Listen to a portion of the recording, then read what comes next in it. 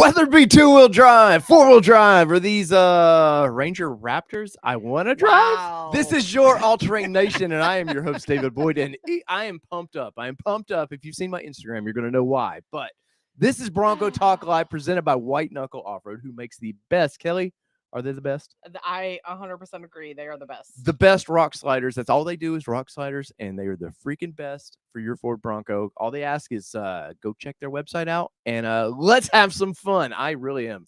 Oh my gosh, you guys, he's so fired. Allie's on mute right now, so I gotta unmute Mally, or I don't know. Mally? There she goes. She unmuted I think herself. I muted myself. She was like, I gotta shut this No, dude I up. muted you before we came in because, yeah. Because I was on a rant.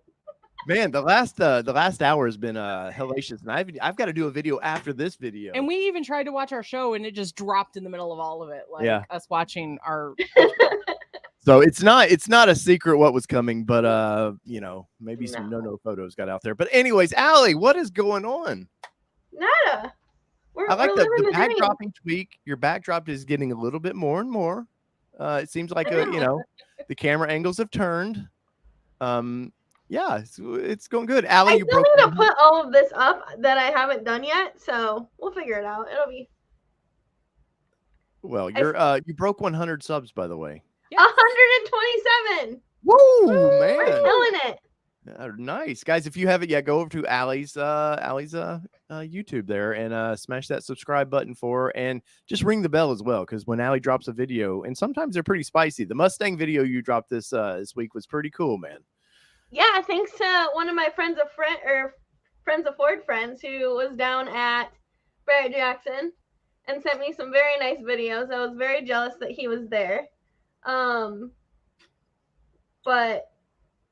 I think it sold for like 500. Yeah, that was awesome. For a good cause. It selling in like donations and stuff, which was so cool. But I wish it was the dark horse though. That would have been cooler. But I don't know. Any Mustang right now is a cool Mustang. I mean, speaking of Ranger, where's Dave's Ranger at, Allie? When I can properly order mine. Let's not talk about Rangers. Yeah. But anyways, always remember the fifth right now. That's right. Always remember to our opinions are our opinions, and they are just that. So when we have news break, me and Kelly will cover that breaking news, and Allie is just here for the fun. So just remember that. So yeah, crazy. Like it caught me off guard, and we got a special guest we're gonna bring in just a second. But Kelly, how was your Monday? Busy. You had some good news. I know there was you're getting a second interview on the job. I mean, we all talked about it on Happy Hour that I had an interview that night for a job within my company, and I have a second interview coming up this week for it. So I mean, that's progress. Yeah, there's a lot of. Who knows if we'll where we'll land on it, but hey, it's progress in my personal world. So there you go. That's right. Allie, anything cool, man? I see you guys have been on your Instagram, been selling Fords like crazy, man. That's awesome. Yeah, it's been nice a lot. See, it goes in waves. Like everybody's that have been like waiting for their orders, they'll either be like nothing, or then we have 50 deliveries in one day, and it's been one of those weeks. Feast or famine. Oh, where's my drug dog? She's not a drug dog. She's drugged. Some others were asking how Maya was this evening. Actually, she's not. So I took her off medicine 2 days ago because poor thing hasn't wanted to eat anything. Aww. I even bought her Chick-fil-A. Oh wow! Hey, I'll get in one of those cones for Chick-fil-A. Yeah, come on. So if Dave comes on with a cone next Monday, you know what happened. Just saying. Oh Lord. But no, she's actually laying at my feet right now, so we'll see how long this lasts. I might have to step away for a few, but she has her personality back, so I'll take it. So good. Are you getting sleep? Yes, finally. I was running on 5 days and 5 hours of sleep, and I was not happy by Friday. I had these darkest circles, and I looked so bad. Kelly put Allie's YouTube channel down there. It's Allie with that French sounding name. Down there. So go down there and subscribe. And before we bring Mr. Josh, Mr. Bronco Life 365, because he's all about that Bronco Life. He used to do so much cool stuff. I know this is gonna be a good one. So let's we gotta do the dirty work here.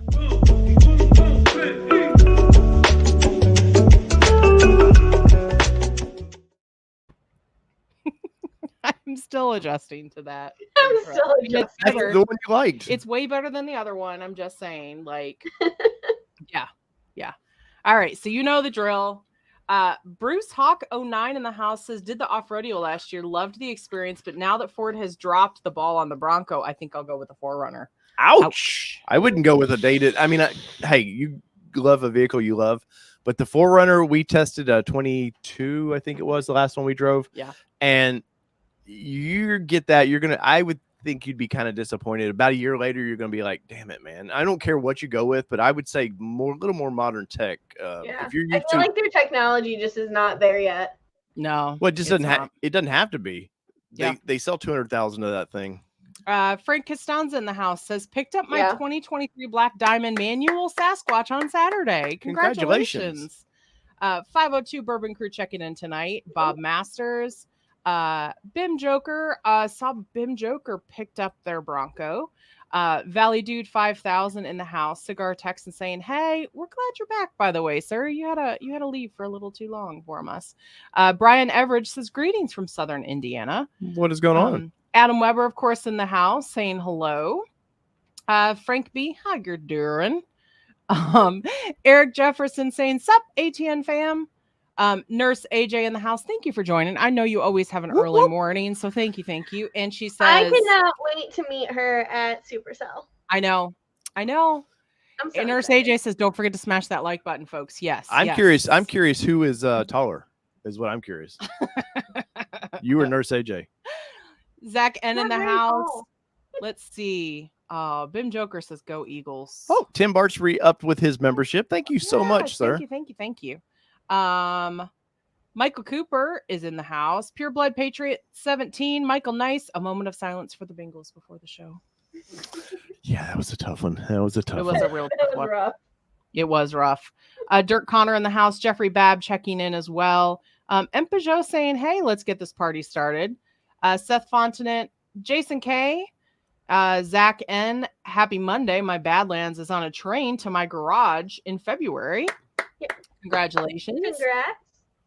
Andrea, thank you so much for joining. And thank you so much for that super chat. Please. Andrea picked up. I don't know. No, he put it out there. Can you announce it now? Andrea picked up a Raptor today. Woohoo! So he traded his Badlands in for a Raptor. So are you going to be taking an adventure in your Raptor now because you took a huge adventure in your other Bronco? He said it's coming to Supercell. So. Nice. Brian Nelson says, picked up my Badlands last Saturday. Velocity Blue, love it. SAS, MIC, Lux, and Tow. Nice, man. Let's see. Valley Dude 5000 asking how Maya was doing, but that was earlier as well. Let's see. I promise, Josh, we'll eventually get to you. We'll get to you. I promise. Almost. Botech 69 says, got lucky Friday night, picked up a 2023, I'm assuming Big Bend Sasquatch that somebody had to reorder, turned it down, picked it up on the spot. Love you. Don't have to wait 2.5 years longer. Thank God. Nice, man. Feel you. Nice. Hey, sell the Raptor for a Ranger Raptor. Hit 6K miles. Dealer is offering more than what I paid, says Iconic Bronco. Ooh, that's a tough one. Yeah, but are they big markups on that Ranger Raptor? Right. Sea Seeker Bronco says, hey everyone, early morning coming, so I just have to start and replay tomorrow. Let's see. Jay Zen says, we already talked about that. Never mind. And I appreciate everybody that watches this the next day because we get big bumps the next day with people watching this. So we appreciate that. And Stephen Rapp says standing number 2 by for Allie's. Hey, if you're not number 1, you're last. And I know Positivity Wins came in last minute. Richard Ortega, Scott Day. Okay. All right. Hey, Allie. Did we lose Allie? Yeah. No. Hey, can you introduce our guest? Hold on, it's buffering. Hold on. Well, sorry, Josh. It's buffering. There we go. Yep. Good job, Allie. I didn't do it. Anyways, Allie, can you introduce him or Thank you, Ken Mayer, for that super sticker, by the way. Or are you gonna force me to do it? You can do it. Okay. Doug, all right. Sorry about your Bengals. I know. Ladies and gentlemen, the man, the myth, he's been on the show sort of once before. You know he's in a rocking chair. You just know that. He's He's the guy that's if you want to know more about the Bronco Offroadeo, like these two ladies have been, he's the guy to ask these questions. And I have a feeling, it's spoiler alert when you put the title in who we're inviting, right? Oh shit, that's who we brought in.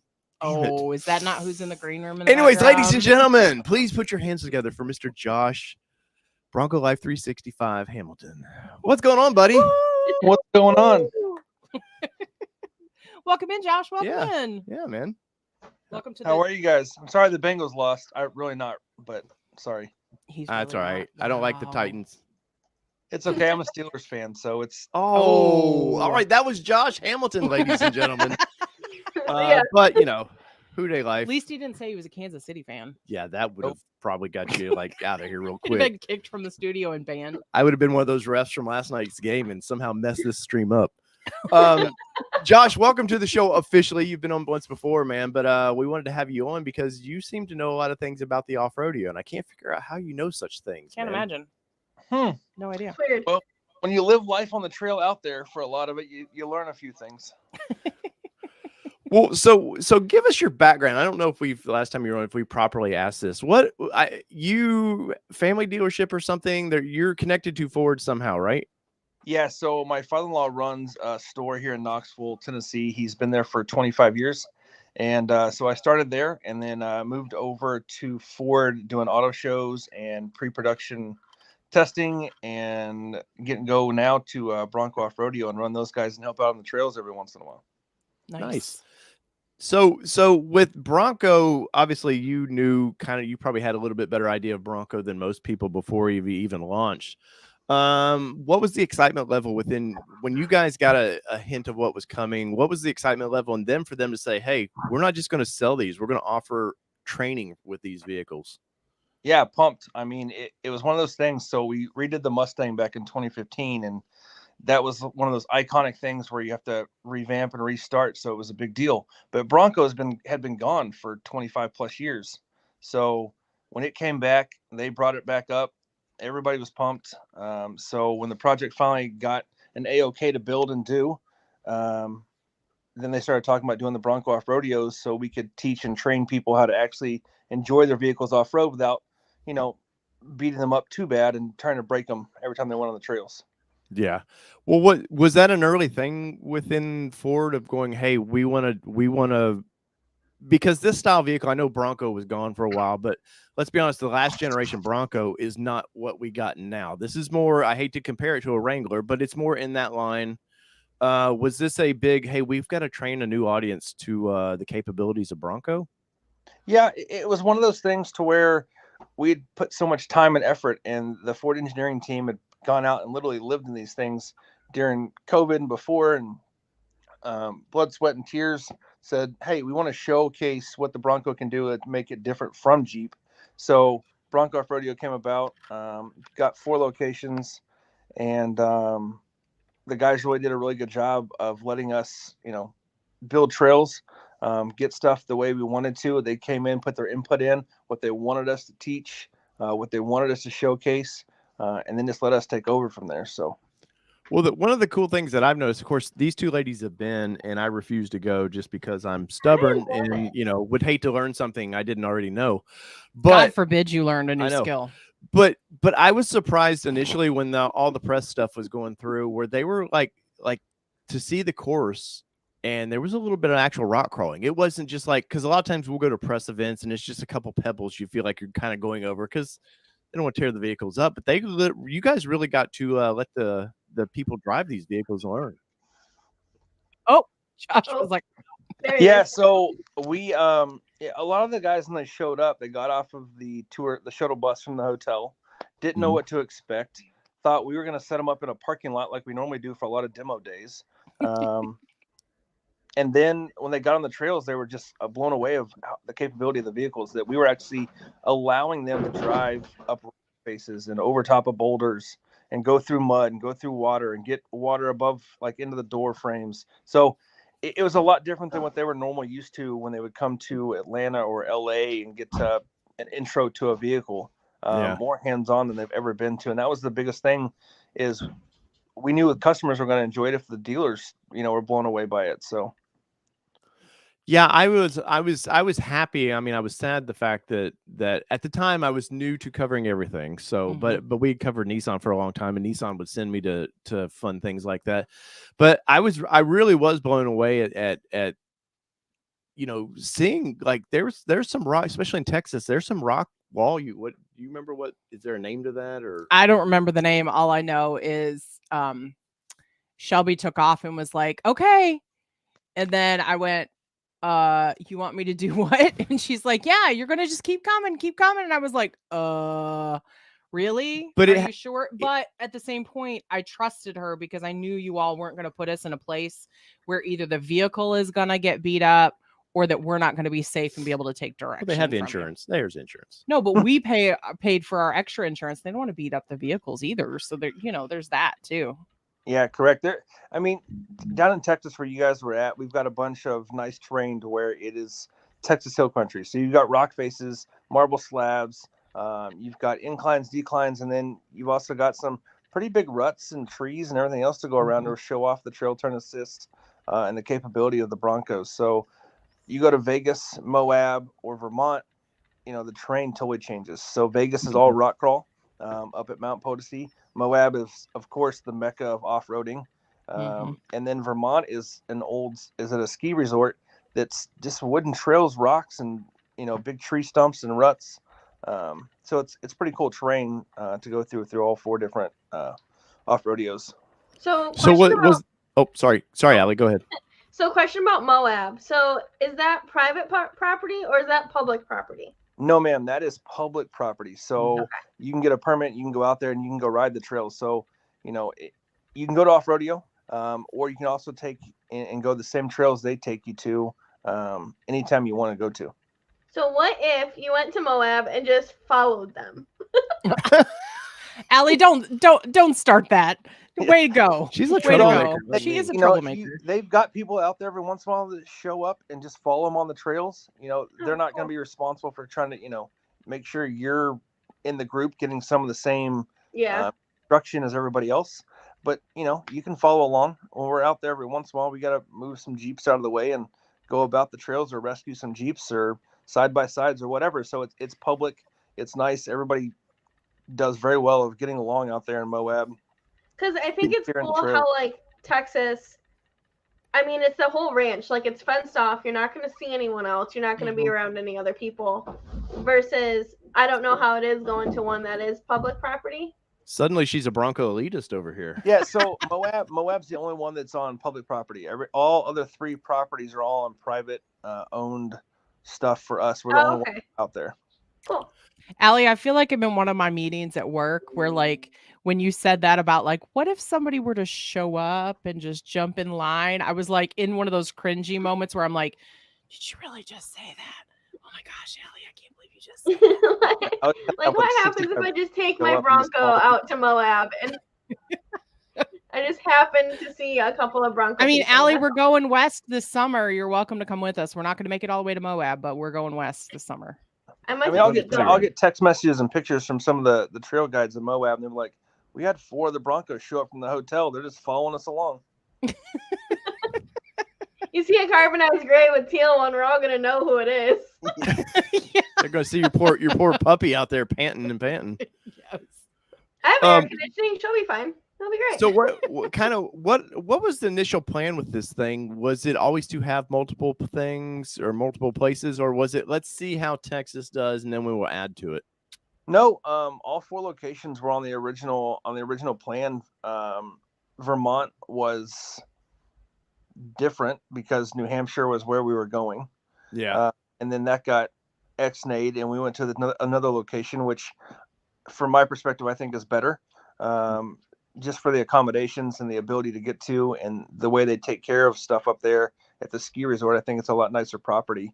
And it's a lot more fun for me off-roading wise on that property than the old one. So I was okay with it. But yeah, all 4 locations were an initial response. What happened was we flew a bunch of the guys out there. They're the trail guides. They're there now. If you ever go out to one of them, you'll see Blake or Brian in Moab, Corey and Mike in Texas with John Strait. Vegas has a couple of other guys. So we all went to Texas. majority of those guys were coming from other backgrounds in the 4x4 off-road world, besides a Ford stuff. So Jeeps mainly, Land Rovers, that kind of thing. And a lot of it came from the guy that runs it. His name is Greg Nichols. He ran Land Rover's school for 15 years. So he had a vision of what to do, how to do it, because he did it so long at Land Rover. And then he got all of us in there together, and we all were there for a couple months before the media and dealers showed up to get acquainted with Broncos, get their stuff, figure out the trails, and then everybody went to their separate locations. Right. Well, was the one thing that I've seen, I haven't seen it in a while, but a lot of the forums initially when kind of these destinations were coming out was, why did the South not get anything? Because, you know, like the Florida people, and because we always have people on the show will ask us, hey, which one should I go to? And I always say, if you plan on off-roading your vehicle, do it in the terrain most like where you're going to be. So what I tell people is, if you're a rookie and you plan to wheel, go to where it's going to be most like what you're going to be wheeling and you want to learn. Yeah. If you don't plan to wheel and just want to do it for an experience, go to your bucket list location, which is Moab for most people. And the other thing I tell people is, if you're a tenured off-roader and you really, you know, still want to just go to one and you really feel like you know it all, you really don't, for one. For two, go to your bucket list. Like those are kind of the things that I tell people from that perspective. Yeah. No, I got you. So a lot of people just, you know, it's a bucket list thing for them to do, to go different locations, or it's just, hey, it came with my car, so I'm going to try it out and see what happens. You know, Moab's definitely a bucket list for 95% of people that go four-wheeling. Texas, a lot of people don't understand that it's got hills, it's got rocks, it's whatever. So I was shocked at Texas when I was there. I was too. It was so much fun. And then everybody sees Vegas as just Vegas. They don't understand that there's more than casinos that go around out there. So it's a huge off-roading community out there in Vegas for what they do, and customizing cars and stuff. So, well, so back to the kind of the South region, was there ever plans that, because I'd always heard rumors that Windrock, that Ford couldn't get Windrock in line, like, which would have been a great spot for a destination like this, or maybe somewhere in Georgia would have been a great spot, which would have kind of gave them the corners a little bit. It would have been there was talks about it, but then when it came down to property and everything else we can get, we went with the best overall conditions of, you know, most things for everybody to be a part of, because Texas, you have a lot of the wet moisture like you do like wood in Florida, the marshy side of things, and mud and ruts. But there was talks about the South, and then they scouted a bunch of stuff, and they came up with these 4 locations as the best options. Yeah. So I'm assuming Ford had a say, like Ford proper had a say in, like, hey, this is kind of the area or zone we want to be in, right? 100%. Yep. Yeah. And then it was up to you guys to kind of like, okay, we can make something here. Yeah, I know. And this is a weight on the world that we hear a lot about too, is that, you know, Bronco's born in Michigan, but yet there's no Michigan location. And so, you know, there's the beg all the time of, please give us Michigan, Ford, please give us Michigan. And I'll be honest, I grew up like, well, I mean, you know, you all know that I'm from Michigan originally, and I didn't wheel when I was young. Like, I didn't do that. It wasn't a thing. You drove your cars on the roads and that's it. And to me, it's like, oh, you wheel in Michigan? Say that again, Josh. By the way, in Michigan, that's enough of an off-road experience. Oh, 100%. 696, 94. I'm looking at you. Like, that's enough, you know, but so I didn't go wheeling. So I never thought, well, I mean, where would you go wheeling in Michigan? But now I know. I'm assuming some of the issues is there are state regs against the permitting. There's a lot that I would think that goes into that. And I have noticed some of your northern states aren't as friendly to off-road vehicles as, you know, here in the South. Like, if you cut a fence, it seems like you just go wheeling through somebody's cow pasture. Like, they don't care, it seems like. But yeah, you get into up north, and it seems like, because I know Pennsylvania, there used to be Jeep school in Ohio that had a lot of problems using that trail turn assisted dirt mountain. Yeah. That's a good one.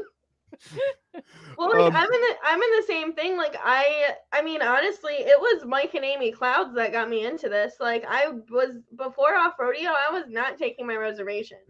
And now I'm like trying to find any which way, and like, what else can I learn? Like, what else can I do type of a thing. But like even at every Michigan event that we've had Ford at, which is like 2 or 3 now, I'm like, what can we do to get an off-rodeo here? Because shit, I'll do that on the weekends. Yeah, I would be totally game for that. Yep, 100%. You would be a friend of Ford that way? Yeah, something like that. Yeah. Well, hey, next thing you know, you might be flown out to California. Together, like all week when they're not like. So right now they're running winter weekends, so it's Friday and Saturdays. Yeah. Mm-hmm. The rest of the time they are there Monday through Thursday, putting the trails together, making sure the maintenance is taken care of, doing the whole tread lightly, and making sure we're not destroying the property as we're going through it. So it's not one of those things where you can just wake up, put your Bronco in drive and just go out there and go a couple hours and be done. Behind the scenes that no one ever sees it. Yeah. Love it. I'll go work in Texas. Oh, sorry. What'd you say about Texas, Allie? I'm like, I'll go work in Texas. I don't know. Do you remember how hot it was in July? Yeah. Okay. Where literally Becky and I literally flew that morning. Then we went 150 feet under the ground to get somewhere that wasn't 105 degrees in July in Texas. But that's for another story and a video I need to put together. So with Raptor online now, I've yet to hear Ford kind of say, "Hey," and I know there's things that you obviously can't talk about, but is there anything you can publicly talk about? Well, there was rumors at a time that they were going to start offering Raptors something, but it's kind of been dead water. Is there still an idea of that, or? So there's an idea of that. Nothing's been 100% signed off on, so can't say much. But there's still talks about it. I know they're planning on doing something, but nothing's really been finalized through Ford yet. Gotcha. Right. That would be fun to just like high speed, like give me. But that I guess there's the liability. Well, there's the lawyers kick in and be like, well, high speed is like 50 miles an hour at max. Yeah. Well, I actually saw, granted it's not in the US, but I think it was a commercial for the Middle East and they have a Raptor school out in the desert. Oh, nice. Or F-150. I saw F-150, I saw Ranger Raptor, and I saw Bronco Raptor. And someone could have just Ranger made Raptors. it, like put it on. Weird. Raptor. So the rest of the world gets them, but we don't. Well, no. I know that when we were doing the whole in Texas, when we were doing it, when they had you take off, you remember, Allie, when they had us take off in the first so fun. And it was like, go. No, you can go faster. It's okay if you go faster. And I was like, so funny story about that. We kept telling her, no, it's okay. You go faster in this area. So I was like really nervous for a dealer preview because this was the first time we got to see him, and I got to sit with Mike Clouds all day. And it was funny. We got to that part, and I was going slow at first, and he goes, "You told me you're a racing girl. You can go faster." And I just floored it. I'm like, "Let's go," because it rained that day, so we also had a ton of mud, which was also fun. I don't do mud. It was fun. I don't like mud. It's too unpredictable. Well, Jessica says it's freezing in Texas tonight, so. Ugh.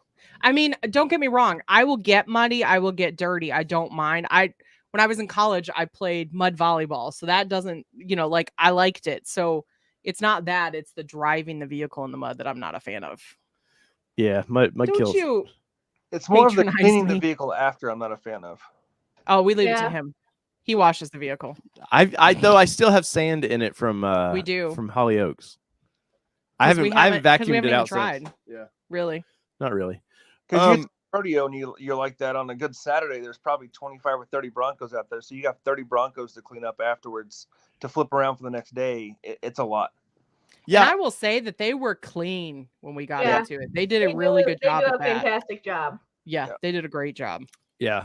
I wonder though, and I know you guys don't want to hear this, but I get emails like crazy about this thing about, and it gets sometimes feels desperate. Like, hey, we need people to show up to this thing.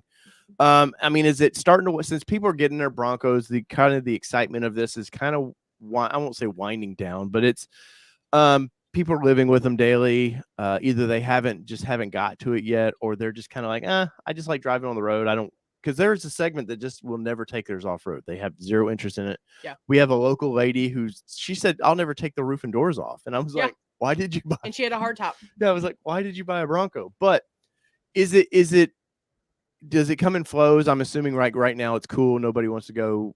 Moab's cold. I'm sure, like Jessica said, Texas is a little bit chilly right now, and I imagine Vegas is chilly too. So I was in Texas 2 weeks ago. I took the wife down there, and I let her do the Bronco Offroadeo, and I just rode shotgun all day. And it was cold. I mean, not terrible. It was probably in the 40s, low 50s. Moab, you'd be surprised though. A lot of people love it when the snow's on the mountains because it's gorgeous. Oh, it's pretty. Yeah, that's gotta be cool. Vegas is the same way. I mean, you get to Vegas and everybody's like, "Oh, it's not going to snow." You go to Mount Potosi right now. There's 1.5 feet, 2 feet of snow up at Off-rodeo. Yeah, and snow wheeling is a lot of fun. I love going to Windrock when there's a lot of snow out there. Yeah, it just makes it a little bit more unpredictable. So some of the days when it's heavy snow in Moab or in Vegas, you kind of have to like edit the trails a little bit and cut out some of the stuff because the terrain is just unpredictable when it's super slippery like that going up to the top of the mountain or anything. So. Oh, I'm sure. And yeah, he loves this again. He loves the snow. Like I love the beauty of the snow, but again, I'm not a huge fan of the snow in the wheeling part because like you said, the terrain changes, it gets slippery, like it becomes unpredictable. Well, we did a few years ago, we did Windrock, man, and the towards the check-in area was sunny, probably maybe 60. And muddy as hell. But then we got to the backside of the mountain, and it was like fat flakes snowing. But it was like a foot of snow where I was at. I was like it was so much fun, man. And I know Windrock just got some snow, and I can just go over there. Anyway, sad time for me. Well, you can go back to Windrock in April. That is true, and I know you've got some stuff going on. So what is it? Bronco Driver magazine, right? Yes. So they put on Supercell. Can you tell everybody? I think someone had asked what Ford's plan was for Supercell. Well, so Josh, you were I don't know your association with all this, but you seem to have a hand in something with it. Yeah. So what is initially what is Supercell about? So Super Celebration is just about coming out and hanging out with other Bronco enthusiasts. So we have from 1st gen all the way to 6th gen. Last year we had 585 Broncos over the 4 days. So a lot of it is a bunch of the older guys coming in, showing off their cars. We have a lot of the 6th gen Broncos coming up now with like Tennessee Bronco Club and Georgia Bronco Club. Michigan Bronco Club had people there last year. So 4 days. So this year it's April 19th through the 22nd in Townsend, Tennessee. You can go on BroncoSuperCelebration.com and sign up, or at BroncoDriverMagazine.com and sign up for that. But we have a lot of on-road drives going through Cades Cove, through the Smokies. And then we have a couple days of off-road. So I'm going to do a Thursday and a Friday this year up at Windrock. You're a glutton for punishment, sir. I mean, I had to split it in 2 days because last year I took 64 Broncos to Windrock. Got there at 8 a.m. and I got home about 9:30 that night. Yeah. Oh yeah. No, Windrock can be especially with that many, because we used to take, when we ran our Nissan event over there, we would try to split up 15 at a time, which was a lot. We hit one year and did like 25 in one group or 30, and we were like, never again. Not doing it again. Because I'm definitely, when I take people there, I want to kid glove them unless they're just acting like kind of an asshole or basically like their experience level, and then it's like you do your own thing. But yeah, no, like the wheeling at Windrock, if you guys are interested, it's no joke, man. There's even the G roads, it seems like at times can like just be adventuresome. Yeah. So this year what we're going to do is we're going to probably Thursday be like an easy to medium kind of setup, and then Friday be more for the extreme side, a little bit rougher terrain, trails. So we're going to try to break it up so we don't have to worry about, I don't want to go, I don't want to do this. And then Friday, the guys that just want to go bounce off rocks and have a lot of fun, they can come up and go play with us too. Nice. Yeah. So like what I've seen from, we've went 2 years now in a row, 3 years. I can't remember what we've done. Two on. Okay. So what it seems like Supercell East for me is like, it's a great place. For one, you get to see all these cool old Broncos, which is great. But it seems like the vendors for 6G has really came out. In each year, this thing seemed to triple in size. And that's the biggest thing for me. trying to get people on the East Coast to show up to this thing is if you want to see what that aftermarket part that you've been dreaming about online looks like, more than likely they're going to have it there in person. You can buy it in person, probably save a lot in shipping and stuff. You get to meet people. You know, Kelly and I, we basically have a booth for no reason, just because we like hanging out, and you know, we'll sell a couple shirts, but we like to hang out there and in the group and have a good time. I know Allie, Michigan Broncos coming up this year? Yeah, I think we have like 50-ish coming from Michigan Bronco Club, so we're excited. Nice. That's awesome. As long as they're not all camped around my cabin, I'll be all right. Yeah. They are. You're screwed. They're all Michigan fans too. Yeah. Go Buckeyes. Yeah, if you go on Bronco Driver's website, you can also look too. So like Buena Vista, Colorado. There's a new one maybe popping up here in October for Vegas, Wisconsin Dells. So 4 or 5 events a year. And then we got some other things in the works throughout the year. We're going to start doing some what we call campfire drives and go to different off-road parks across the U.S. and set up for like, cool 2 or 3 day weekends and do some lead trail guide kind of stuff and train and do just a couple different things. I need something about this time of year and maybe Daytona. Like maybe drive in Daytona. There's a little bit warmer weather, and they're saying we can drive. Yeah, but there's no beach driving in Daytona. Somewhere down there. No. You can. It's very minimal beach driving down there. I don't care. I just come on, Bronco people, just something warmer climate. I know you have to go to Miami is what you're gonna have to do. Hey, I'm not opposed to going to Miami. Miami. I'll learn some Spanish. We'll be all right. Espanol. Cerveza. tequila. But yes, yeah, right. yes, tequila. Sorry, my vodka's kicking in early tonight. Good Lord. So Josh, you've got some new toys that you've been playing with, right? I have a couple things that I'm working on, getting ready for Super Celebration. Everglades we're building, and hopefully we'll have it done by Super Cell in April. So nice, man. What more can you do to an Everglades? Like, it seems to be pretty. I make fun of the billboard, but yeah. It's pretty. I mean, from the factory, it's a pretty capable vehicle. He's probably not ready to tell you, Dave. It's pretty capable. I will say this. So Lauren Healy, who rides with Vaughn Gittin Jr. and those guys, and about to go out to King of the Hammers and go compete for another Bronco crown. So I texted him the other night and said, "Hey, I was just waiting on my tires." He goes, "Yeah, I decided 37s, you're not getting them. Real men ride on 40s.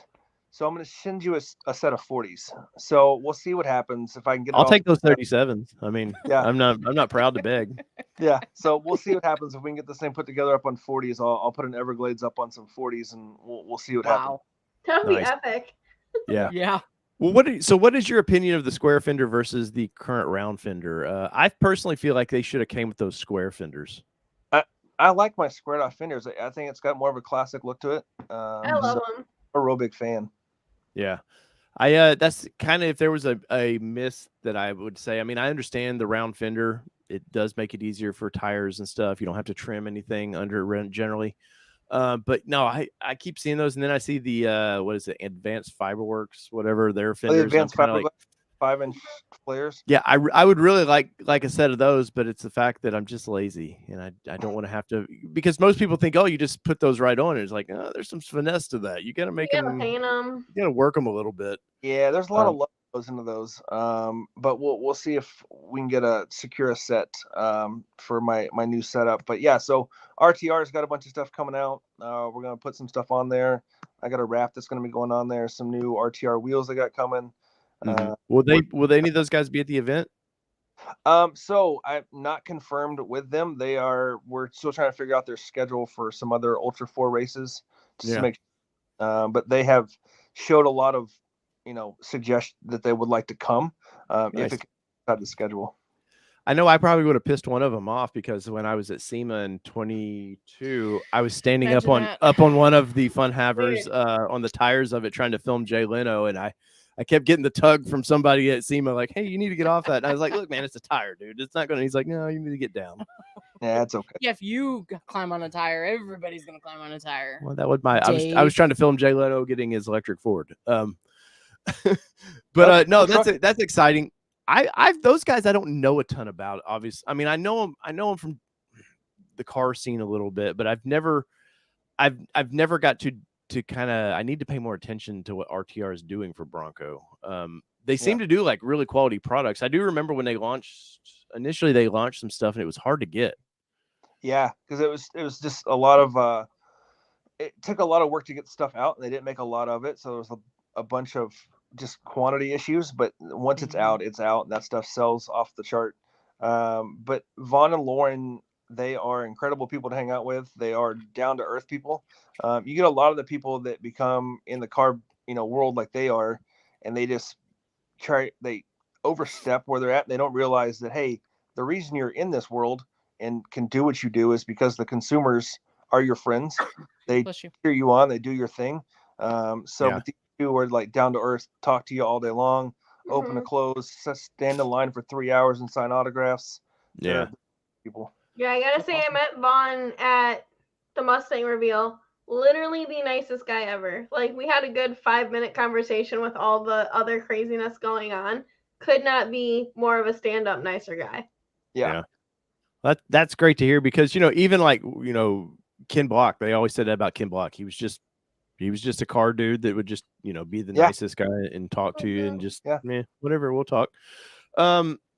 Kelly, guys, load up your questions if you got questions for Mr. Bronco Life 365 here, Mr. Josh. If you have questions, definitely about Supercell, bring it. If you have questions about the Off-rodeos, I know Kelly's kind of thrown a few of those in there. Bring it, man, because Josh is the guy. You do go down from time to time, and I don't know what you'd exactly do down there. I don't know if it's whipping people in shape or what you do, but you get them in line. Allie, you have any questions for Josh? Actually, I want to know which one's your favorite off-rodeo. Oh man. Ooh. So because I don't count Moab as much as I do the other three, because it's public property, everybody can go to, right? So it is a bucket list for a lot of people, but it is not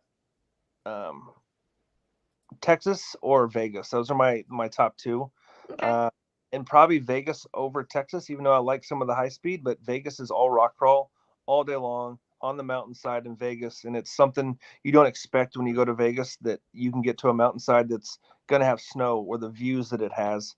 And the staff that's there is incredible, just like it is all the other off-rodeos, but it's probably one of my favorites to go to. Nice. See, I didn't know there was a ton of rock crawling until Lauren Putnam, she sent me pictures one time from Vegas, and I had no idea the terrain was like that. So I was kind of jealous when she sent me those. Yeah, but nobody does. Pretty cool. All you see is bright lights. You go 20 minutes outside of Vegas, and you've got a mountain to climb up on the top of. It's awesome. That's so cool. Yeah, no, the what, North Vegas, right? Yes. Yeah. No, that's. I mean, Vegas. I've drove Vegas from Vegas to Telluride, and a lot of it was on road getting there, and then off road all the way back. But man, the ride from Vegas up north is just pretty, man. It's just beautiful terrain up there. Sorry, I was blocking a spammer. Oh, okay. I was like, what are we doing here? Sorry. Kelly, any questions? See what's going on here. What's going on in the chat? What are they up to? Let's see. Doug Robinson says, do you think that they will do drives in a Raptor at Supercell? I know there'll be a few at least. Ooh. Who do I have to say pretty please to? If Ford is going to, I know there's a couple of my buddies that are going to bring their Raptor Broncos, so they will be coming to Windrock with us, so you can at least see a couple of them in action if you want to come up there Thursday or Friday. Yeah. How is the Raptor for Windrock? It seems a little wide to me. She's a little wide, but she's made it through the trails a couple times.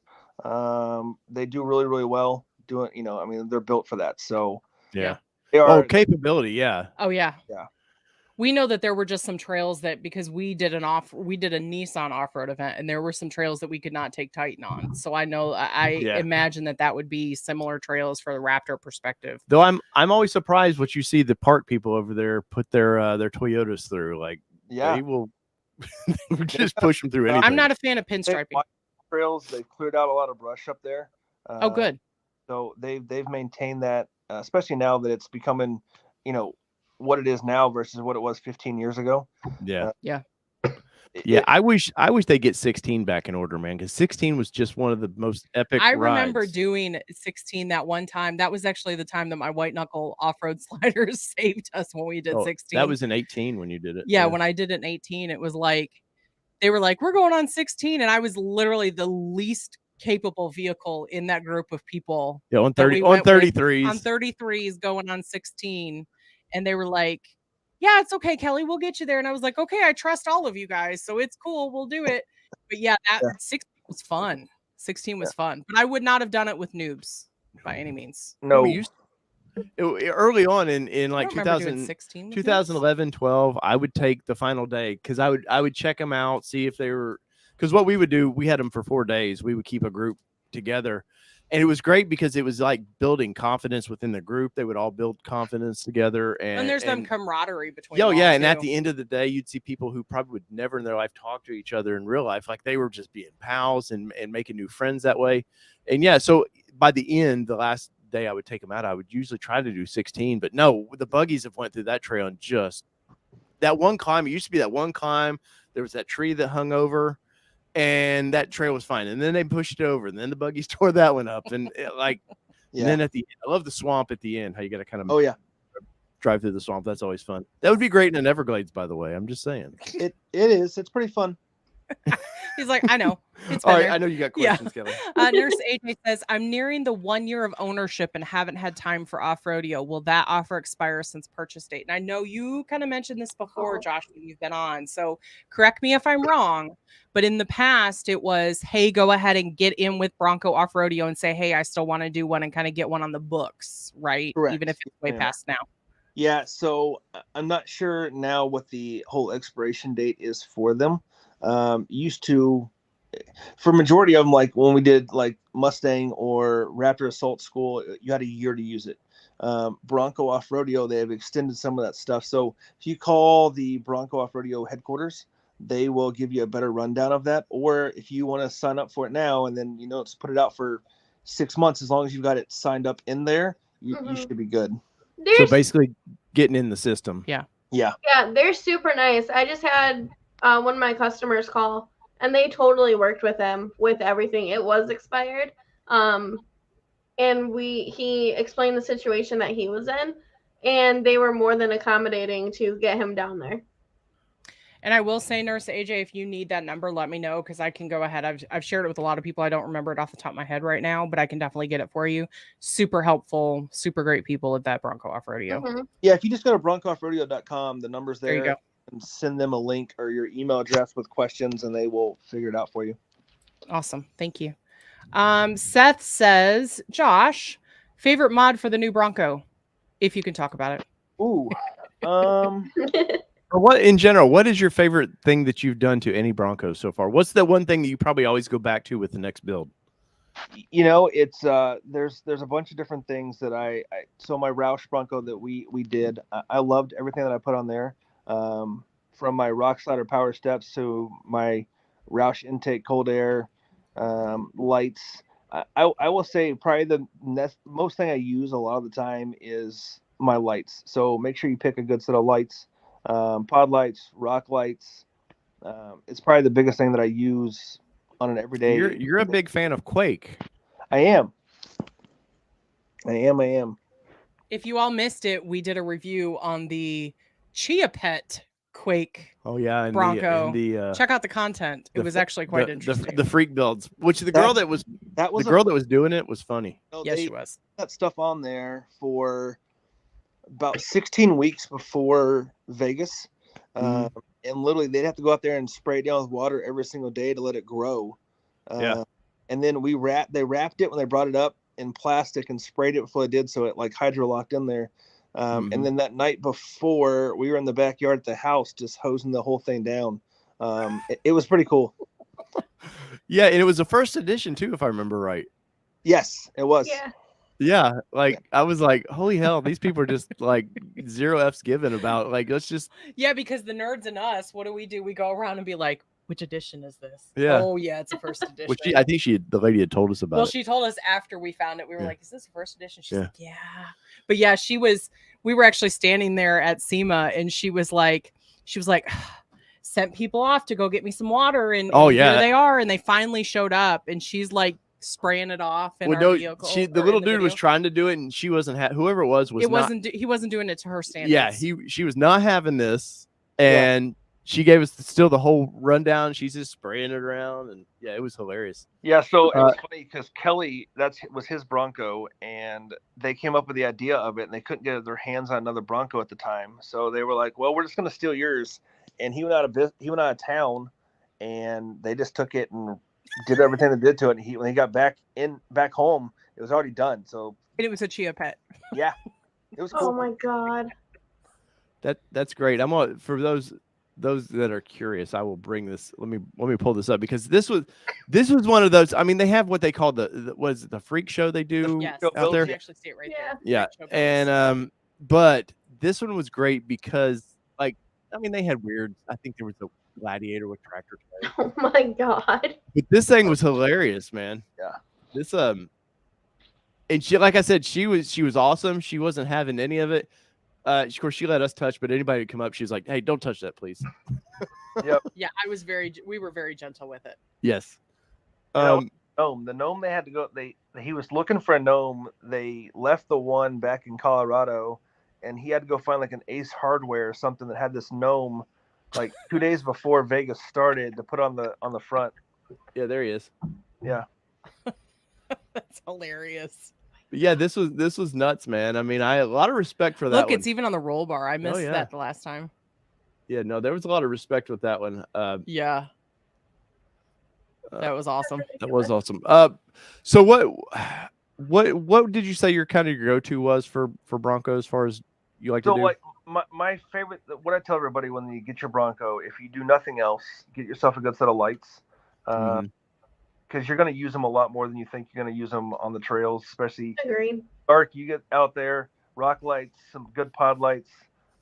You don't need to go buy a 10-way light bar up top with 12 pods on it that you're going to blind everybody. But lights are probably my overall favorite accessory we can put on these things. So you can put them anywhere.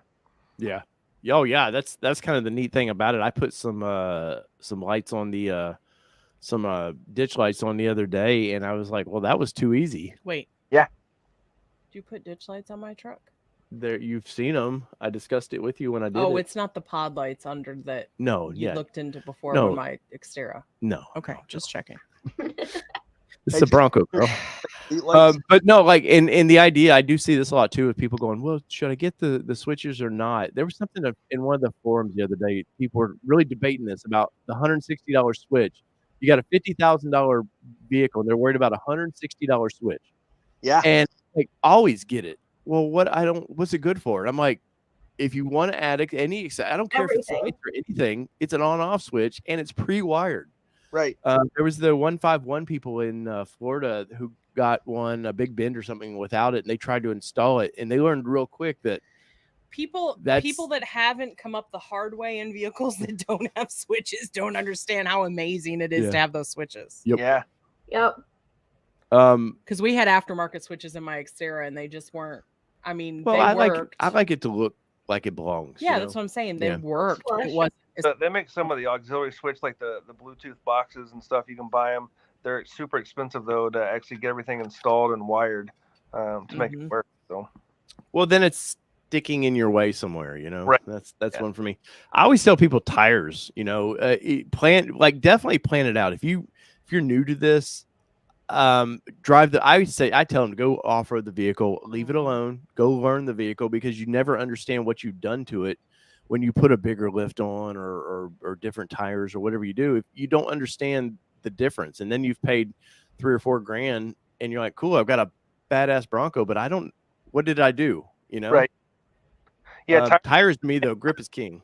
You know, you get a lot of those people that get the non-Sasquatch base, something like that, and they're like, well, why are there? I'm not getting as much grip as the other guys. Well, they've got 35s, they've got some bigger tread. Tires are another big thing, but I don't count them as an accessory as much as a necessity. Yeah. Yes. So yeah. Well, and we've learned too that there is a difference in the advanced transfer case versus the non-advanced, because that was one of those things when we interviewed. I don't know if Josh, if you've seen it, we interviewed the guy who had his transfer case blow, and it was a base. He wanted, and he didn't. Up at Hollyoaks. He didn't want to do anything crazy with it. He just that's what he wanted. And he didn't do anything crazy. But I remember early on people going, I'm just going to buy a base and build it myself. And I'm like, there's differences, man. And I think we're now starting to see some of these base people go, well, shit, what's lockers cost or what's this cost? And you're like, well, good luck, man. You're still years away from some of that stuff. Yeah. And I have a lot of people ask me that same stuff too, that, well, I don't have a Sasquatch, so I didn't get a front locker. I got a rear. So how much is it going to cost me to add a front locker to it? Or how am I going to add the button up there to turn it off and on? I said, you're going to spend a lot in order to do that versus just getting the Sasquatch and rolling it on there. Yeah. So, hey, whatever happened to that guy, by the way? Did they get it fixed or no? So I'm supposed to do a follow-up with him. He actually got his Bronco back a couple weeks ago, but that was in October that happened. His local dealer, or it wasn't his dealer he bought it from. His dealer didn't have someone somebody could diagnose it. So he took it to somebody else who did not want to help him by any means. They just started chucking out this, you tore it up. Like, we're not sending this to Ford, or, they didn't want to help the guy. Ended up through a lot of social media people outpouring. Ford got attention to that, and Ford did fix that for him. And then they found out he had a front blown diff as well. Nice. So what I think probably happened was, I think he probably blew that front diff, and then all that energy just probably went into the transfer case and screwed it up. But I took some heat on that video, because people are like, well, you probably tore it up worse towing him out. And I was like, what you want me to go get a helicopter? What are you supposed to do, just leave him? Yeah. Right. And honestly, the tow truck, he was towed 2 times after we got him to the parking lot. Yeah. The last time he said they bounced it off the truck. Off the truck because they couldn't get it off because it wouldn't roll. So, I mean, but he's happy. He's got it now. I don't know that Dave will probably wheel again, because of that was a bad experience with an expensive vehicle. Right. And it's his daily driver. Yeah. So I hate it might have messed him up. I hope it didn't. Yeah. Because things just randomly happen. But no, he's happy. He's back in his vehicle though. Okay, cool. I'm sure Allie will see him up there some point.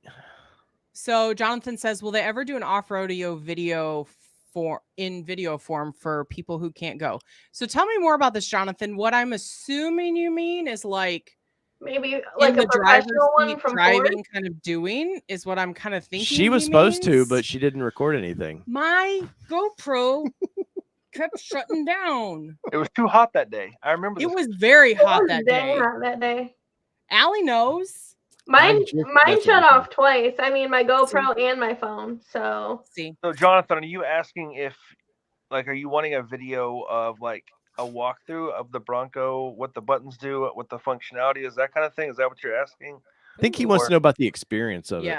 I think there's a ton of videos out there though on and YouTube. I'll be doing one eventually. I'm putting a new one together too that should be out, I'm hoping, Friday.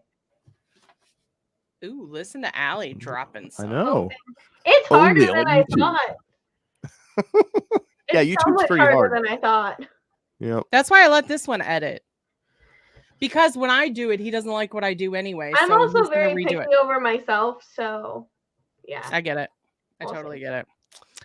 Michael Rivas says, question, anyone hear about mods for new powder coated steel bumper? Any mods about it? I know Michael is, I think he's picking his up soon. I'm confused. It's powder coated steel bumper. What kind of mods? Yeah, that's what I at one point I know he had asked me about privately, because it comes with the plain Jane, just in the front, the tow hooks. Correct. And most people want to be able to add their own, their own colored tow hooks and stuff. And I think that was one of those things where, teal. But you got the I never remember the name of the other bumper.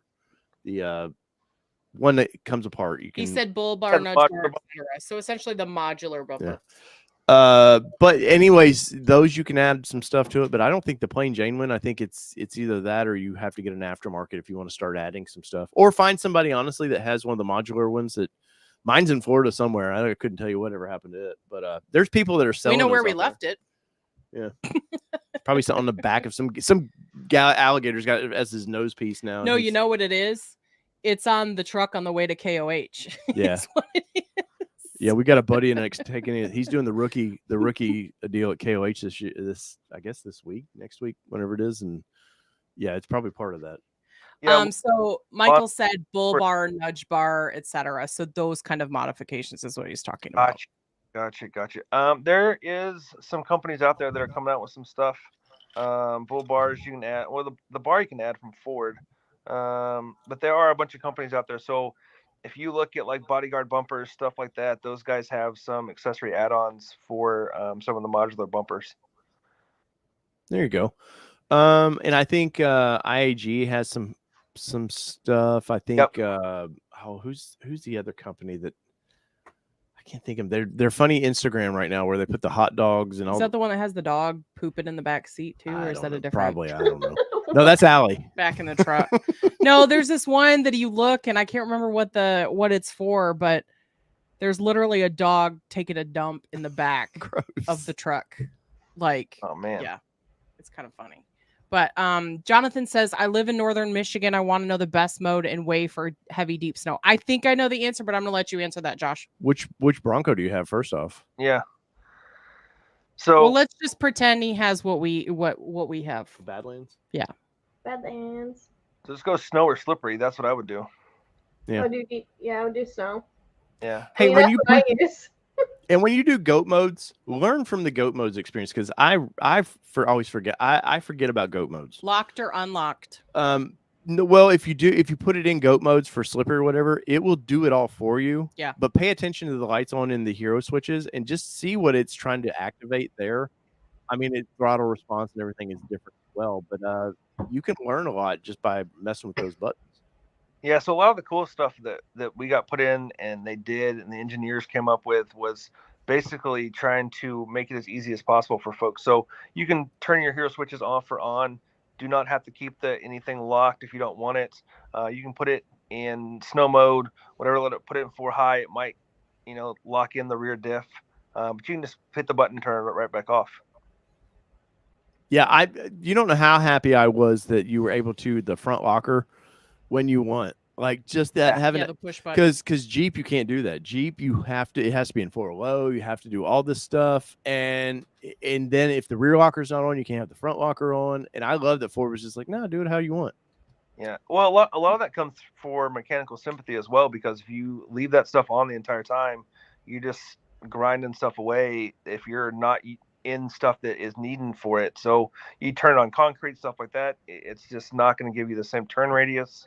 Yeah, heating the vehicle up. So well, there was a couple at when we were up at your event, Allie, with the Michigan group, that they were like, well, I just left my front and rear lockers on the whole time, and I was like, oh, you can burn those things up too, man. Like just keep it simple, add it when you need it, and turn it off when you don't. Because I'm a big guy, I like to do everything in 2-wheel drive if I can.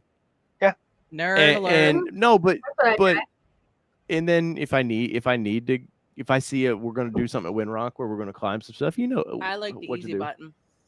Well, you are a woman. Until you pull me out for my sand climb. I can't help you couldn't get up that hill. That's because I wasn't in sand mode, asshole. No, I think I drove up. Did I drive up? Herself. How many times we gotta go over this? She brought it up. I did bring it up. I did bring it up. She just wants. Jonathan said he's a black diamond 2-door Sasquatch. No mode. Oh, Redeemed. Yep. What else we got?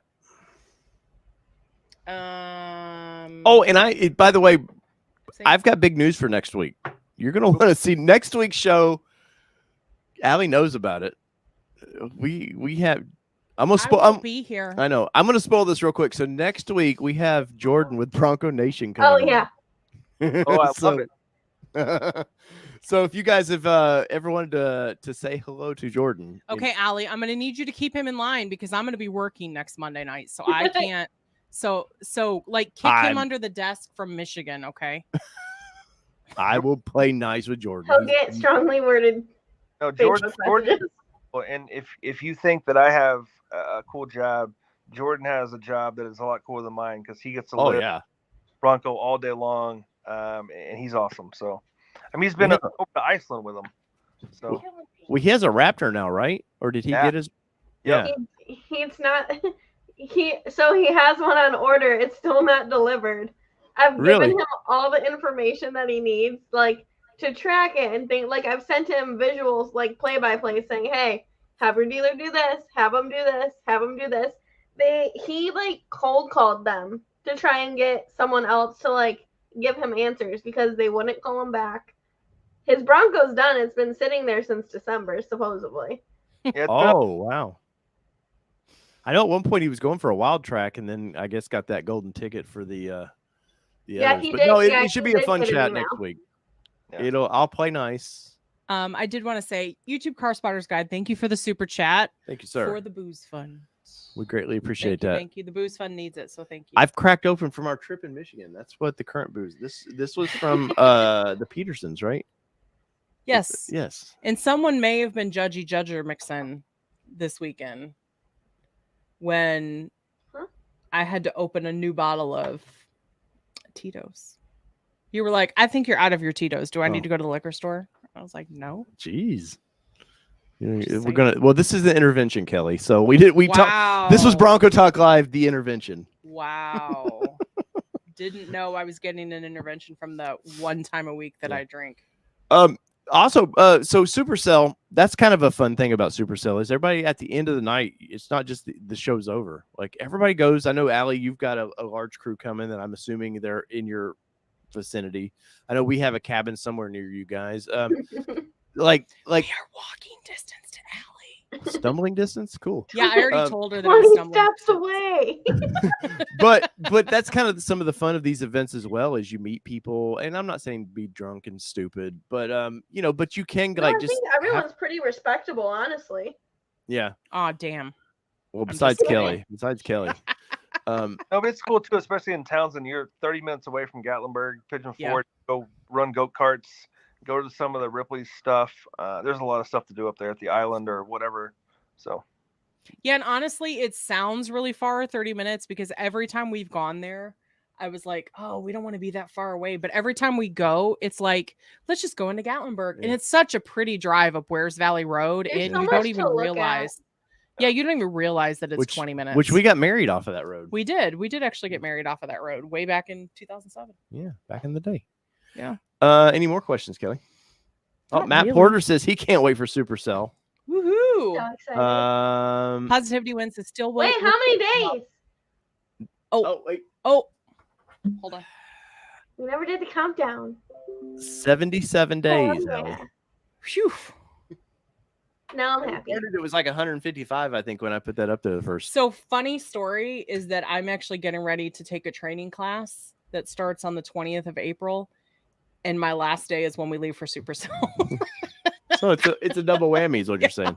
It is. There you go. So Ford had done some rides. I know you had asked earlier about Broncos.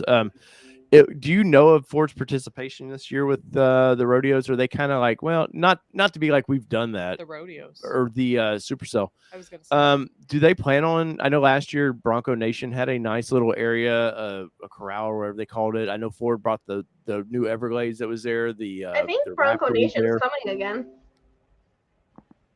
Yes, I heard rumblings that they weren't going to be as big as they've been in the past. Yeah, Bronco Nation's coming. Not sure how big the display is going to be for Ford. Ford always shows up for any of the Supercell events that we do because it is a big community-wise. If nothing else, they will bring some of the new Broncos and then a trailer full of some of the accessories that are coming out for them.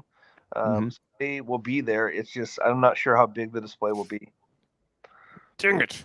I didn't get to. You let me start the Raptor. I mean, somebody let me start the Raptor. I got to push the button last year to hear it, but I didn't get to drive it. Damn it. Well, we'll have a couple there. Maybe this year you can drive. Ooh. Well, you know what sucks is we went up to 5 questions, he says. To Detroit, and one of my Ford exec buddies up there was like, "Hey, I've got a Raptor up here for you," and we were going to take it to Holly Oaks, and we got up there so late. I was like, Time just didn't. I was like, "Damn it, man! Like this is off road." Well, and he needed it Saturday, I think, from what I remember. No, it was Sunday. He needed yeah. Sunday. Oh yeah, Sunday. Yeah, but I killed myself. I was like, I can go off road one, have some fun.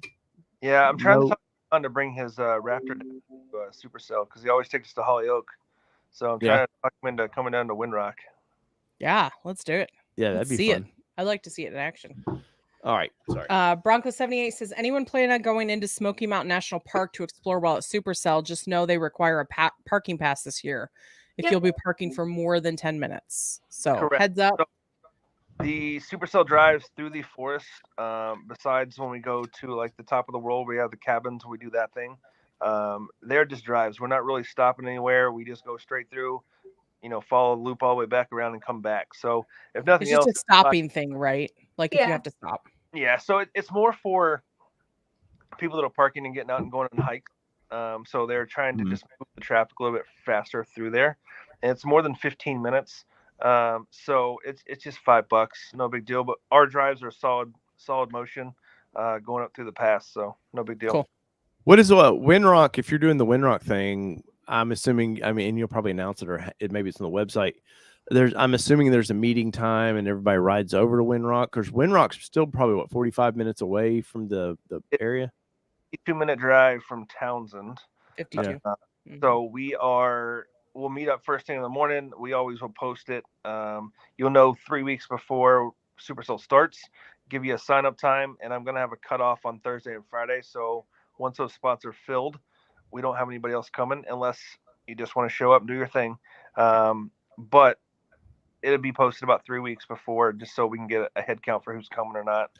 Yeah, and of course, for you guys kind of, I know you probably have an idea of where you want to go, but Windrock changes so much. Like we used to have to scout it about a month before our event because it was like, well, it's not especially rainy seasons. Yeah, it's not Moab. Like Moab is like driving on concrete; it doesn't change. Like Windrock, it can change pretty quickly.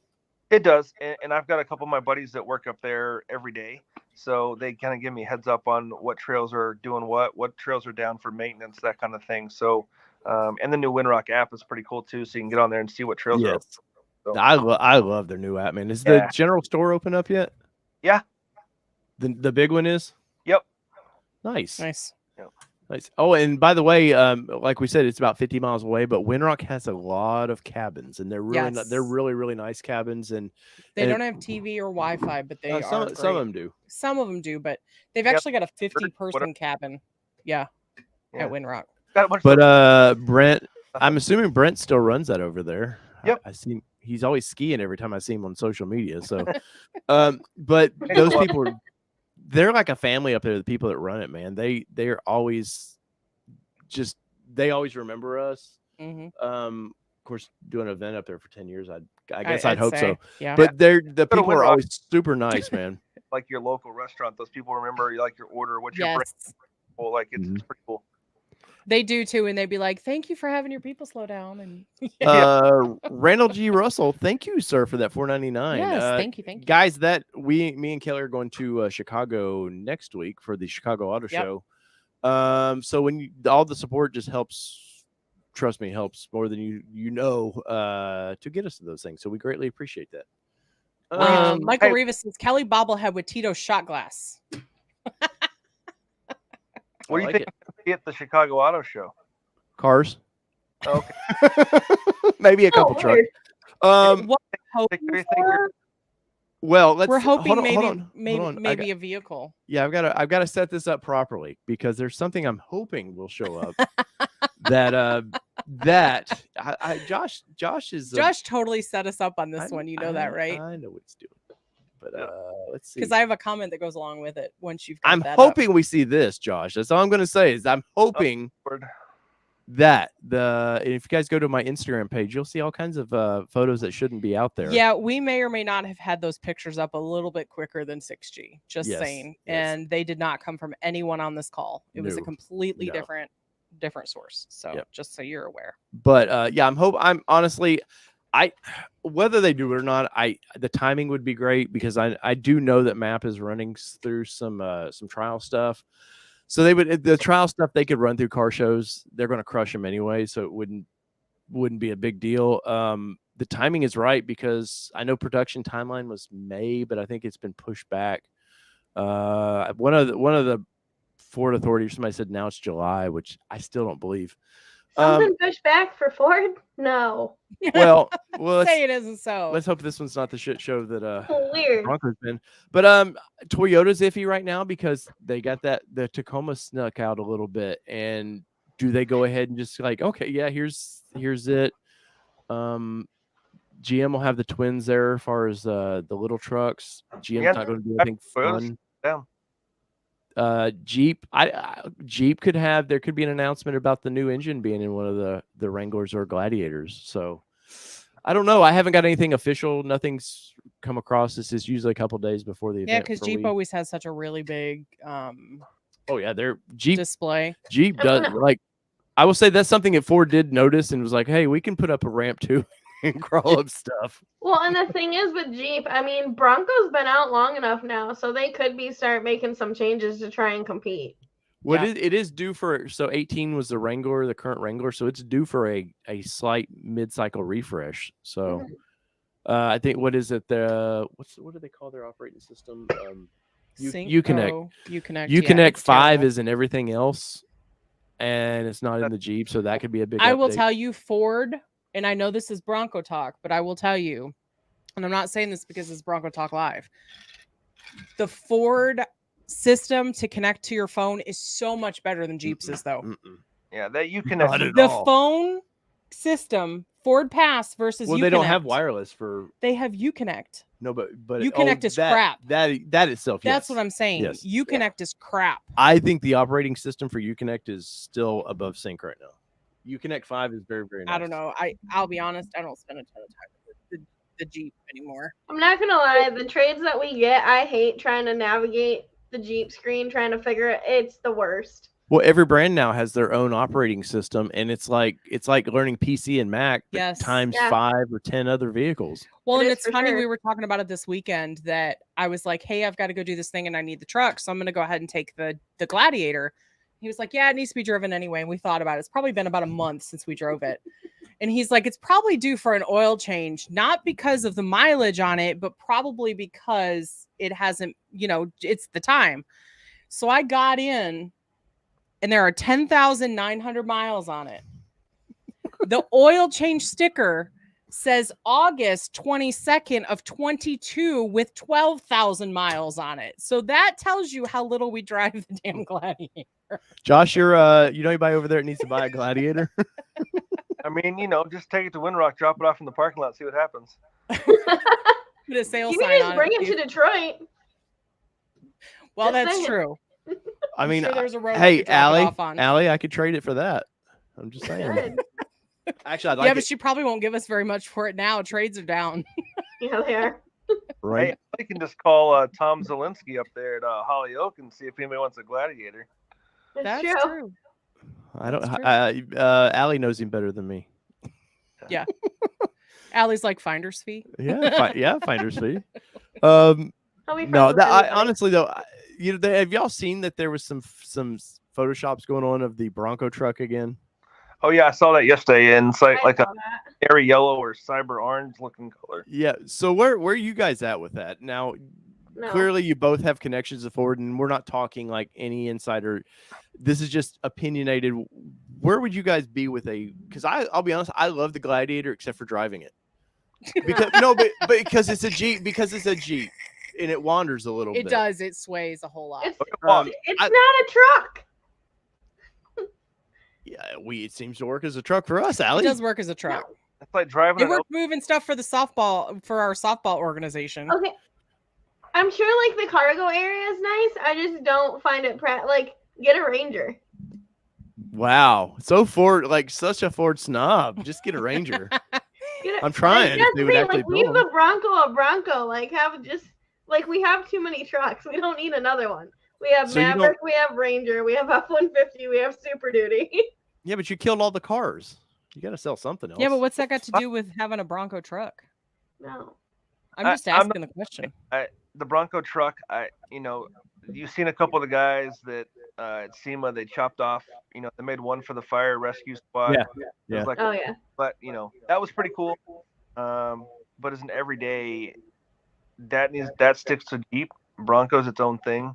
For me anyway. I don't know for everybody else, but but you wouldn't be if Ford did a little bit different. I mean, the biggest thing for that I've noticed the Gladiator is just too long. Yeah. Because they tried to force they wanted this longer bed on it when it wasn't practical. Mm-hmm. I would be all about it though. I mean, can you imagine a Raptor version of the Bronco truck would be freaking fun. I would just go buy a Raptor. Do what, Josh? I would just go Raptor F-150. Yeah. Leave my Bronco alone. Yeah, but somebody could say that about the Raptor Ranger. Here's the thing. This one has said he would trade in my Bronco for a Bronco truck. So why the hell would I be on board with a Bronco truck? Just asking. About the Raptor Ranger, but the Raptor Ranger has been out like overseas for a while, so like it's about time its way through. So, and it hits in a whole other segment. That's the closest thing you're going to get to a Raptor Bronco truck is that Raptor. Yeah.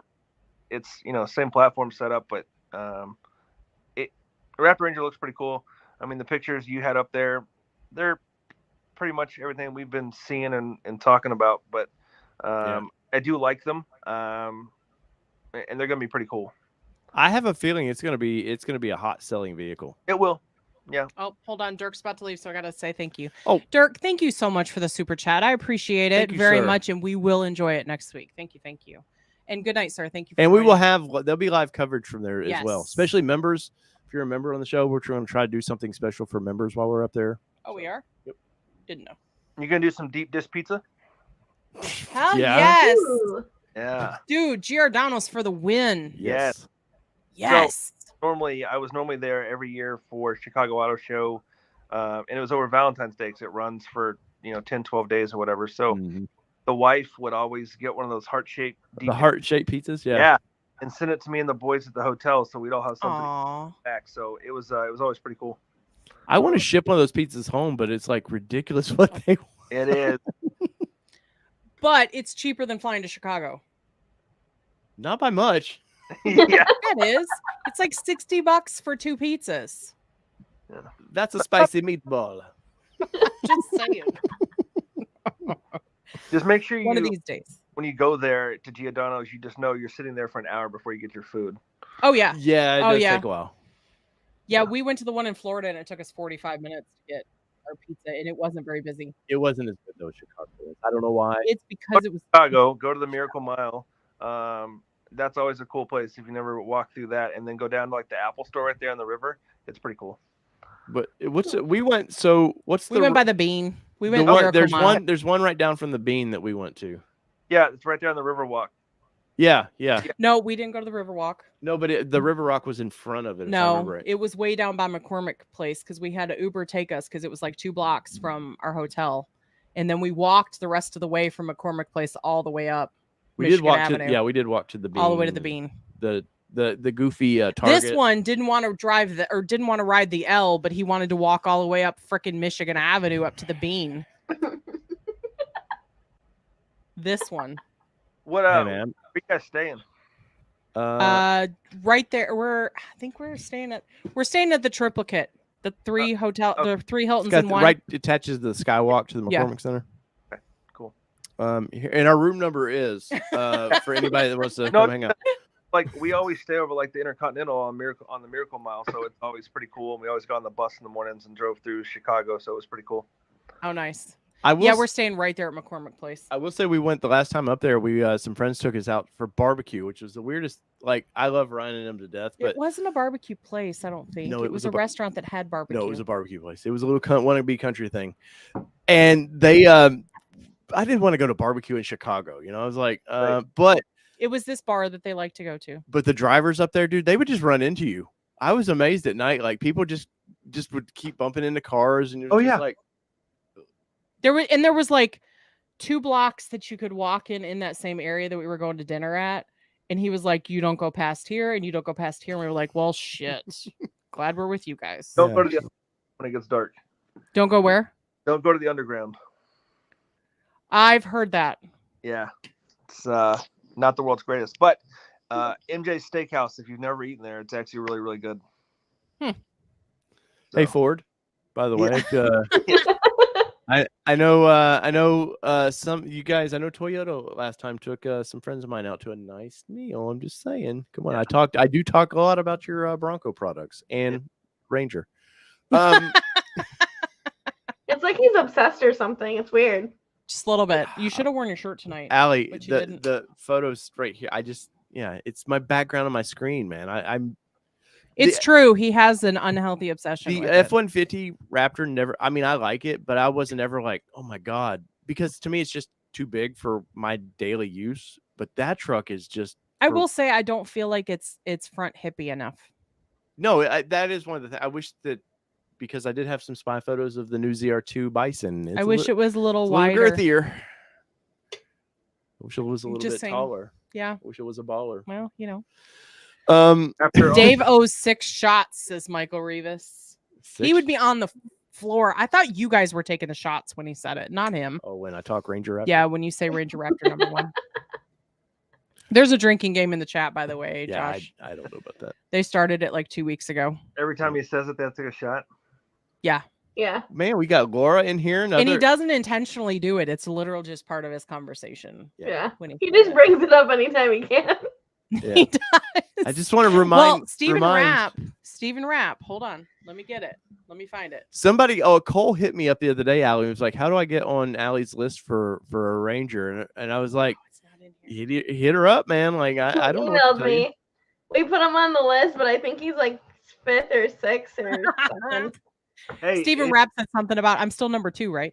Well, see, here's the thing. We had to bump one of our employees to get Dave his spot because my manager had like just made the list when Dave and like my coworker came up and he's like, I've been preaching this truck forever. You're like, sorry. Hey, what were you gonna say, Josh? Ranger, just let me know. I can order them too. So there you go. Josh says you can get on his list too. I like. The only thing is, I'm thinking Michigan gets one before Tennessee, Josh. Oh, you want to see who got their Bronco first? Wow, we're gonna it's laying it out on the table. A measuring contest suddenly.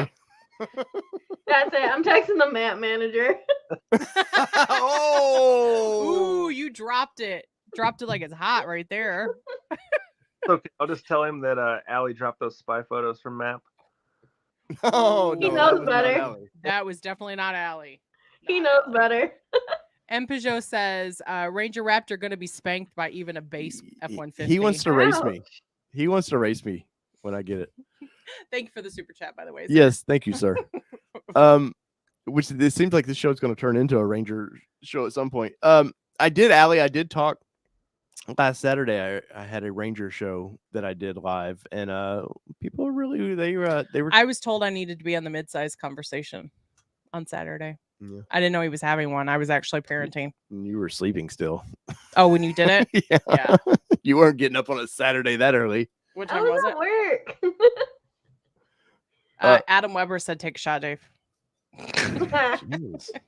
Dance, monkey, dance. Michael Rivas says tape measure dropped. I see that. No, because I told Mitchell. I told Mitchell even before Allie. I was like, hey, of course with Mitchell, they got VIP. They got their own system. Like Mitchell's not gonna put me in front of anybody.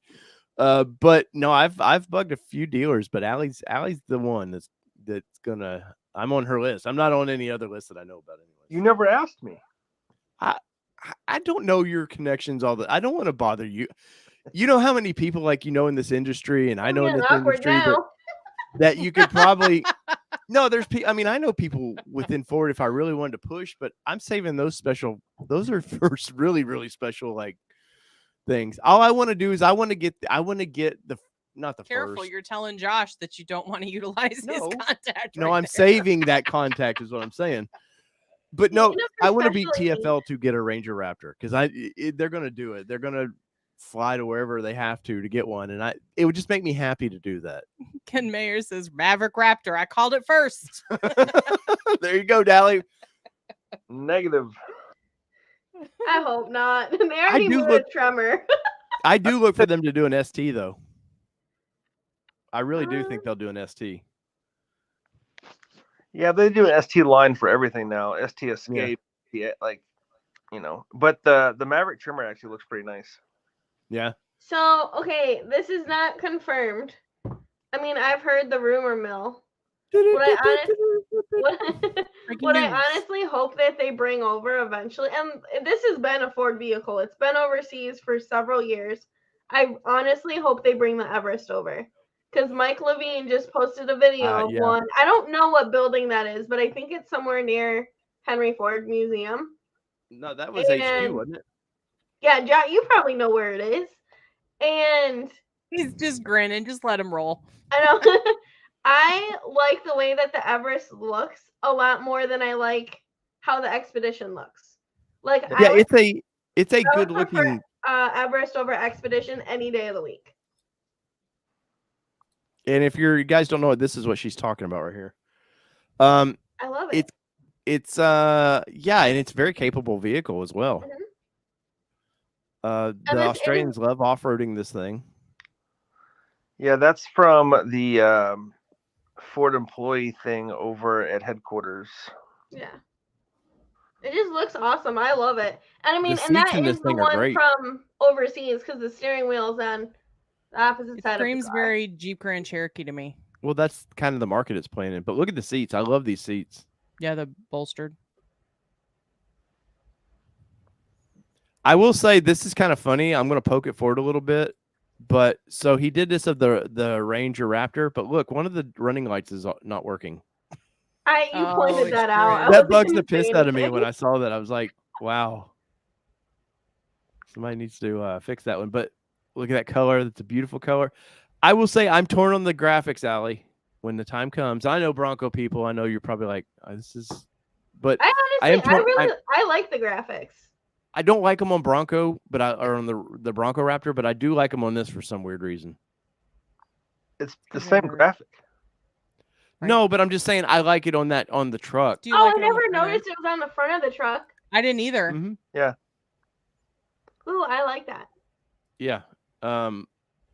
Big fan. But I love that color. Unless they come out with something different, which I think they will. I think they will come out with some fun colors for this truck. Something that the Australians didn't get. They got to make. That's something Ford's got to do. They got to make these vehicles, even Bronco. Like they're going to have to color-wise for 24. They got to get away from these grays and these just bland colors and give us something fun where there'll be like a lime color or just, Jeep is real good about they'll do for 6 months one color, cut it off. And it makes people, I got to have that color. I got to have that color. I really like the Robin's Egg. I've got a couple of the Sport Heritage Edition. I got the Robin's Egg and I got the Yellowstone. Mm-hmm. They're pretty cool. And the throwback seats are pretty nice too. Yellowstone in person is great. Yes. Yeah. In pictures, you're kind of like, I don't get it. It's just yellow. Right. But that metal flake in it is real pretty. The metal flake, the white grill looks really nice. There was a leak like 6 months ago or something of like sample colors. I think it was on Bronco 6G, and the one color I honestly hope that they do is like Mountain Peak or Peak Mountain or something Peak. I can't remember. It was like a dark blue. It just looked really, really, it's lighter than Alto Blue, which I do like Alto Blue. I think it is a nice blue when there's sun. But with it being Michigan, I'm sorry. We don't know what that is here. So don't know what to say about that. Why do you think I moved to Tennessee? But Peak Blue or whatever peak it is, you'll be able to tell without the sun like shining on it. So that's one that I actually hope is true. The Robin's Egg does look great though. Yeah. Like that is a perfect. The only bummer, that's just for the limited, right? Correct. Yeah. Which I don't understand. I mean, I understand they want that to be something special. You wanted exclusivity, and now you're getting exclusivity, and now you're bitching about it. No, but they're doing it in a weird. I'm just saying. That's a weird where dealers kind of don't even know what they're getting. It's just like, well, here one showed up. Mm-hmm. No, that's not how the dealers kind of know what they're getting. You guys you don't get to order what you want in the limited, right? It's just no for their dealers, yes, but the customers. No, customers don't get to order those. Yes, they do. Yes, they do. Do they not get to order the limited? No. What? No, just the Heritage, the base or the Big Ben Heritage. There was some hand raisers that may have got one, but I think there's like less than 10. Yeah, so the Heritage itself you can order and do, but the Heritage Limited, no, it just shows up at the store. Literally, you don't have any way to pick what you're getting, a 2-door, 4-door, whatever. You don't know what color. Okay, that is way brand new news to me. I had no idea. I literally thought that you could order that, like if you got to hand raise, you got to pick what you wanted for the limited. You clearly don't watch All Terrain Nation, do you? This is not a conversation that you and I have had. I've done a video of this. Ouch. Okay. Well, this is awkward. See ya. Well, I'm sure I'm not the only one. I'm just gonna say I didn't realize. I still get a lot of views on that video I did. People are mad about that because I did not realize. Yeah, somebody we recently. We don't even get to choose a 2-door or a 4-door. It's here you got. Like we get to customize it a little bit. Like we can add accessories to it. Right. But it's, here you go. It was like, hey, I will give you $60,000 over sticker if I get to pick. I want 4-door and I want this color and all this. I'm like, we don't even know what's coming until it's on a truck. I've had stupid offers on ours. Probably till you get the invoice. When you guys get the invoice for it, you're like, oh, that's what we're getting. I think it just shows up on Webdo. Yep. Oh yeah. Yep. So what do they just get your build sheet until it shows up and they populate it? Huh. And those this summer is when they start building those? Yep. Well, good luck, guys. I that's the weirdest thing to me though is Ford fussing with dealers, dealer markup, and then you literally just hand dealers something that they can go, oh, that's $300,000 vehicle now. I was laughing at that, not the dealer markup. Man, don't make fun of Maya. Come on, poor pupper dog. But yeah, so there was markups on stuff's going way down too. So if you look at there's some dealers in Georgia that have 25 or 30 Broncos on the lot and they've got them marked up 15, 20 grand and they're still sitting there. Yeah, well, as they should now. Yeah, and a lot of the time, they'll mark up the cars. I know a lot of time when we mark up specialty vehicles, it's not mainly because we're trying, if someone wants to pay us some money, great, but they try to weed out the people that are just going to come in there and just totally beat you up on price. Stuff. So like if you come into the store, it's marked up $7,000. We're going to negotiate it back down to MSRP or below. It's mainly just to weed out a lot of the people that are just trying to push. Oh, you weed out flippers too, because there's 100%. Well, see, and here's the frustrating thing, which Josh, you can probably relate to, being in the dealership world.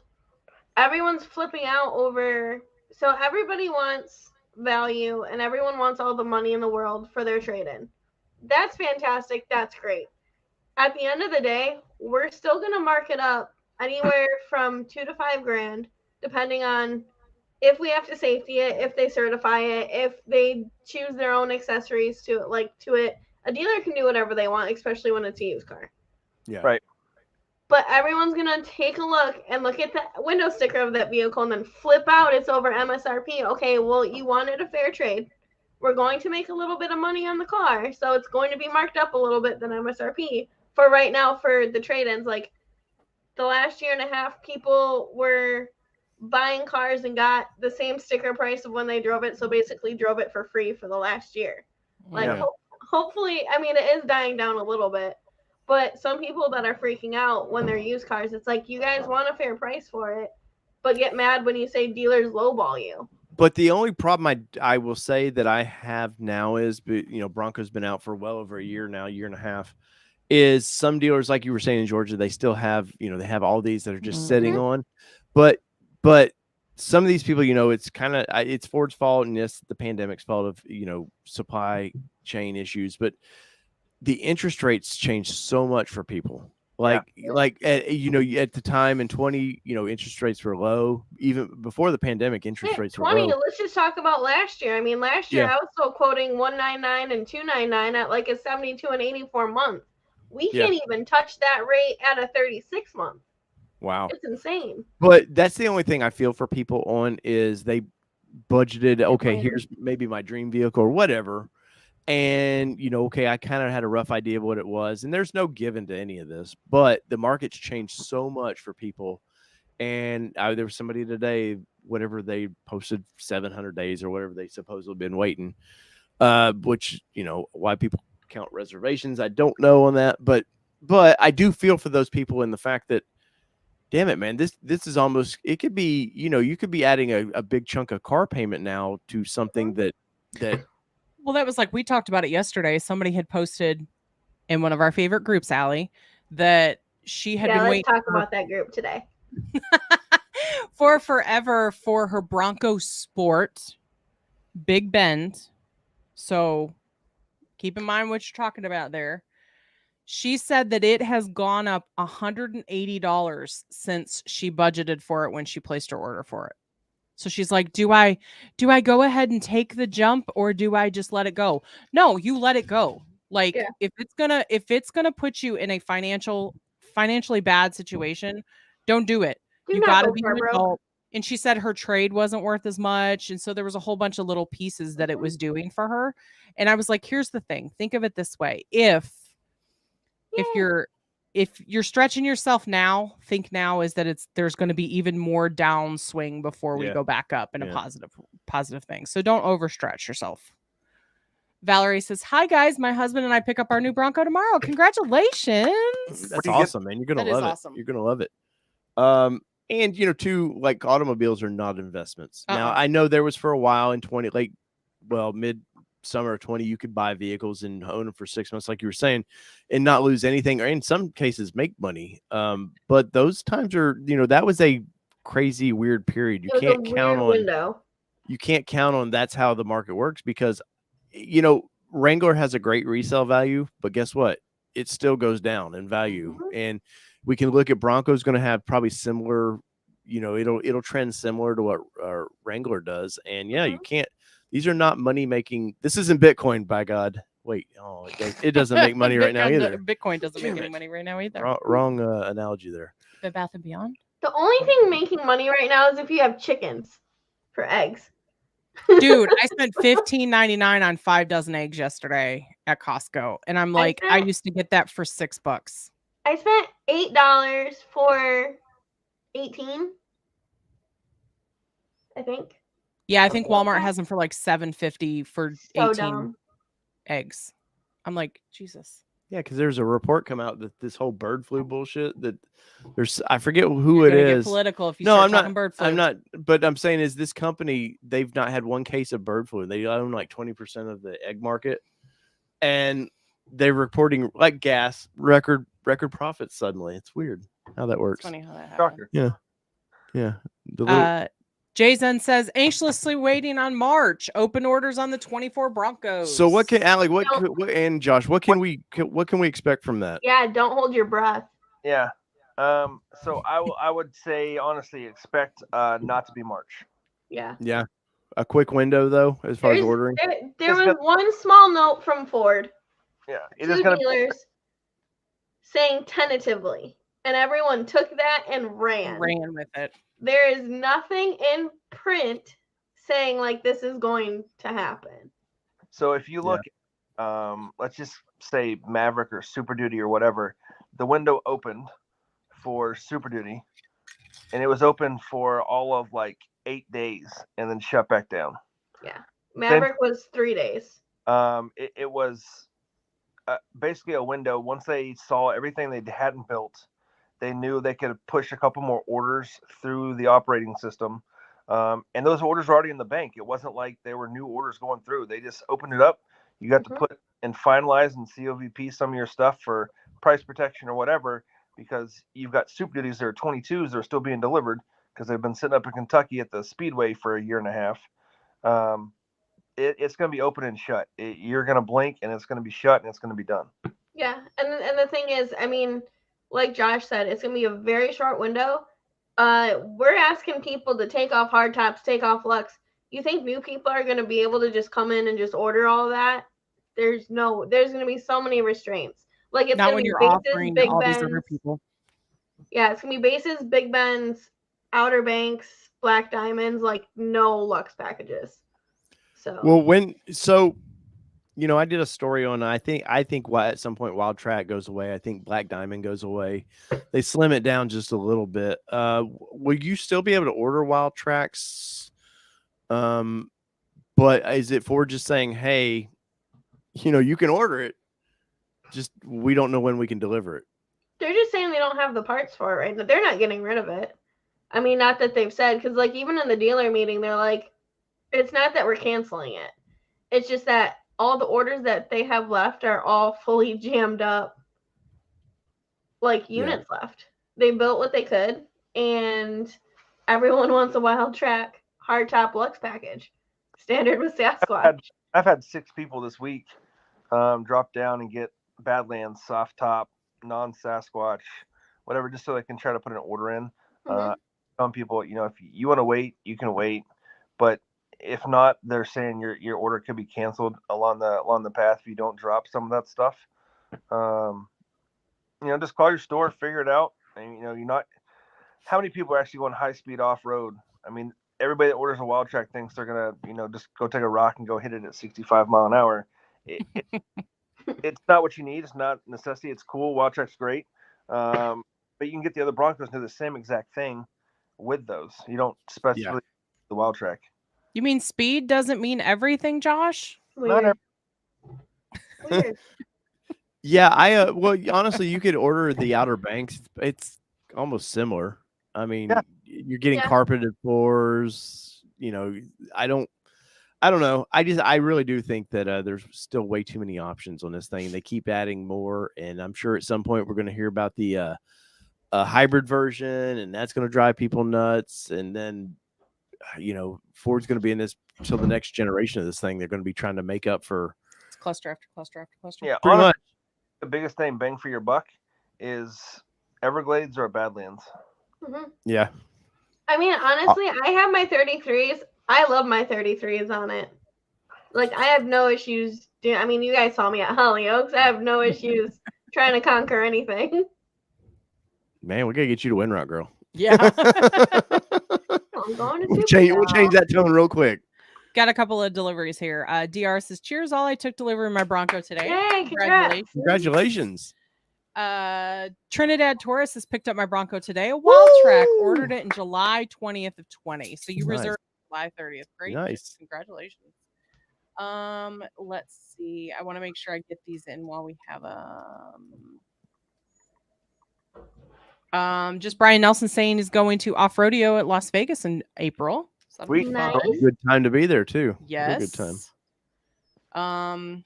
Received my Bronco on the 12th week of my birthday after 451 days of waiting and booked my Off-rodeo for March 11th. Nice. Lots of fun stuff there. I know. Let's see. And then, of course, I have to round it out with Ken Mayer says, any news on the Bronco constraints? And hello. Howdy. Just essentially let me know, right? Yeah. $2,500 offer. Yeah. So can you guys kind of, as we wind this one down, can you guys kind of explain that offer? It doesn't, honestly, what they're asking you to take off, it doesn't seem like it's enough money for me to be like, oh yeah, that's a big savings. Am I for us, because we will use the things. No, but I mean in general, if you think of what is it, Lux, you ditch Lux, hardtop and Sasquatch. It's Sasquatch. That's not $2,500 worth of stuff. No, it's not, and it's one of those things that we have been talking about with the dealer councils and those guys for a couple of days now, how to go about this. But it's not that they are trying to really buy you off. They're trying to give you an option out and give you a little bit more money off if you want to downgrade and go to something else. Especially, I mean, if you think of a lot of these Broncos and a lot of the Bronco owners, they aren't really going to go off-road a bunch. A lot of the cars, and we talk about it a lot, they're going to be pavement princesses all day long. They'll put some modifications on them and do some other stuff. So, you know, just giving you extra $2,500, you know, to come down into something so you can get a Bronco, get in it, enjoy it like everybody else is, or, you know, pick something else up on the lot. And just before some people ask, because I've already had 4 phone calls today, those $2,500 offers will not go towards like a Raptor. It's one of those things. I also think the other thing that they're trying to do is, obviously, if you drop down from Wildtrack, you're going to save a little bit of money. So I think you're looking at the $2,500 plus the savings of you dropping down to an Outer Banks or something like that. It's going to be a little bit more than 25. So they're looking at big picture, where I'm the kind of person where I just look at the 2,500 and it's like, well, I don't really want to lose all that stuff. So, I mean, I don't blame people if they don't want to change and they've waited. I'm very stubborn. I kind of like, I want what I want type of a thing. Like when it came to our tube doors, Josh, I messaged you a couple times about the tube doors and how you're getting them, because my parts guys told me there's no chance. And I'm like, well, I talked to our regional rep and I'm like, watch me. If you're going to tell me no, like I'm going to get these things. Like I was either going to go through Josh or I went through our regional rep. I'm like, here we go. And I'm just one of those people. So I don't blame you if you've waited this long and you're mad and because you want what you want. But it's just one of those things, just Ford can't do it right now. Yeah. And I'll be honest, you all know how I feel about it. I think it sucks that this is the final straw for it to be like, hey, this is our last chance at trying to get you, because I feel like those that signed up day one should still have that opportunity to get it. But at the same point, I think there's something, I won't say noble because it's not the right forum, but I think there's something honest about saying, hey, we really can't do it. And here's what we're trying to do to ease the pain a little bit of it, because you're losing, to Allie's point.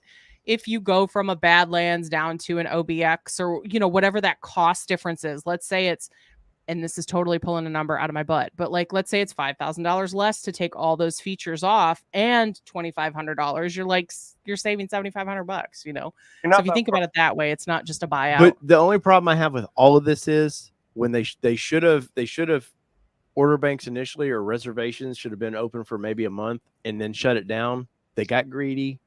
There was this big dick number that they were like, 190,000. Look at us, man. We're going to stick it to Jeep is what that was about.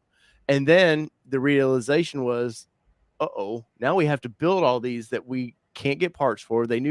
By then they knew there was, because it was in March when pandemic hit, for all the major manufacturers with chips told Indonesia, like, hey, we don't want those right now. And they said, are you sure? We're shipping these are going to iPhones. These are going everywhere else. And all of them were like, yeah, let's just wait out and see what happens. And so they knew at the launch of the vehicle, all these issues were coming. And I understand there's a PR machine, things are moving, but they should have just tempered it back a little bit. Let's just pull back. It's going to be popular. We know it's going to be popular. Yeah, but do you think they really expected $190,000 yes, I do. trucks? I do. Because for $100, if they would have been $1,000, people would have been like, okay, you would have been 100,000. Well, and Josh, correct me if I'm wrong. Maki is 500 online for reservations, aren't they? Yep. So, I mean, to be honest, I kind of feel like it should have been a little bit more. I mean, Lightning was 100 too. We still have. So I ordered in November of 21, and I still don't even have a build date for that yet. Haven't pulled my VIN, and it's only an XLT. Shocking. Yes, I mean, if you look at like the numbers of the orders and the $100, if you compare it even to like the Cybertruck, they had, a lot of the Cybertrucks. Those guys are never going to see a truck, by the way. Oh yeah, right. But it was just the cool thing. If I put $100 down, hey, I own a Tesla Cybertruck. Nah, you own a piece of paper that says you got a reservation number. So, what's free money for Ford? I get it. It pays for development costs, or it pays for. It helps fund the project. I mean, that's a Tesla thing. They got their money. They'll get their money back if they don't. It's crowdfunding. So you say it's free money for it. It was just, they got some publicity out of it. They got a bunch of orders out of it. But I don't think, in my honest opinion, even as big of a Ford guy as I am, that they weren't trying to dick somebody out of doing anything. And I don't thought that commodity constraint would still be an issue right now. Like just getting a tow package on a Bronco is a commodity constraint, and you can go to U-Haul and get one of those things put on.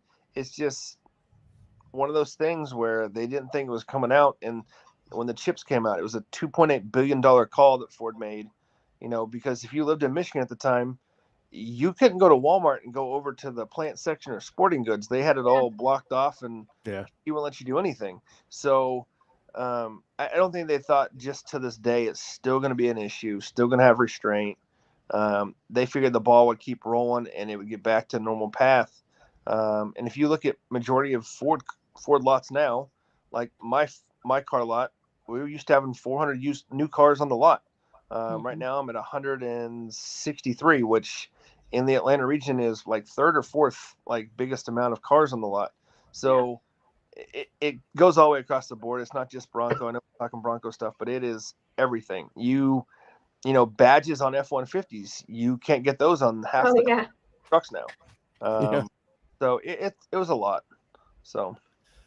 Well, as we wind the ship down, I got one more question for you guys. And Raptor, with the Ranger Raptor, we've seen that, obviously those no pictures are out now.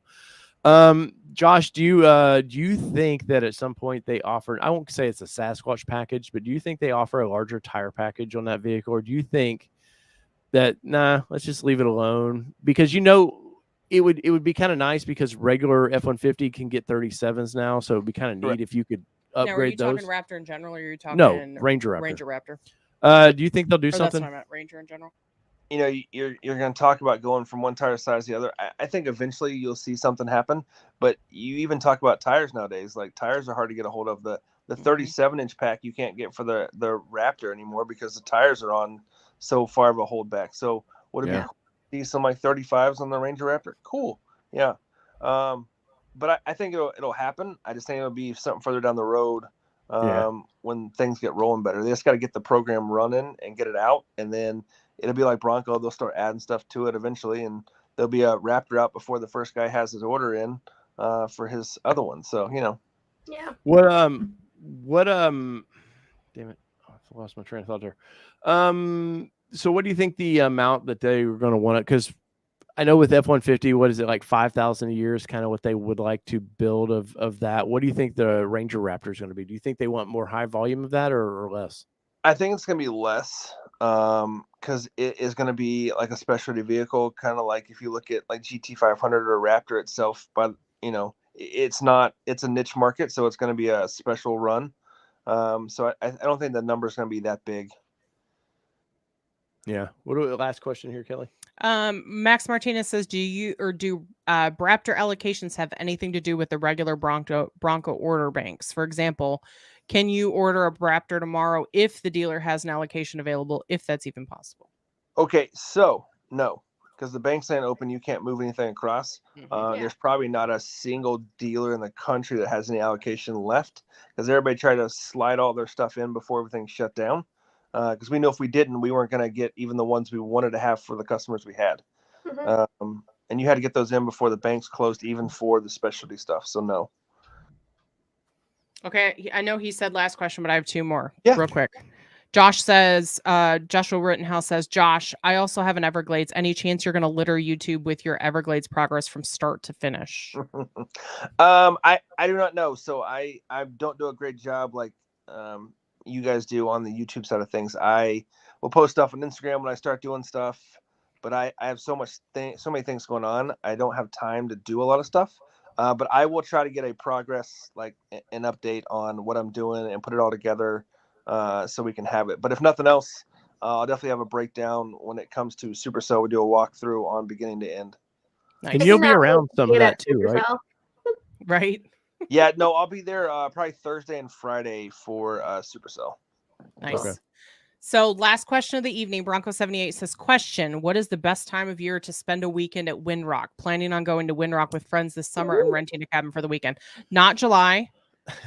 Yeah. Probably July. Not August. August is iffy. June is iffy. It's May to June. We've been in hoodies and stuff in June, I mean, we've been in hoodies in July, but for the most part, you're not going to be like melting away in May and June. May, June, September's pretty. September to October's pretty. Yeah. Yeah. If you're trying to really enjoy like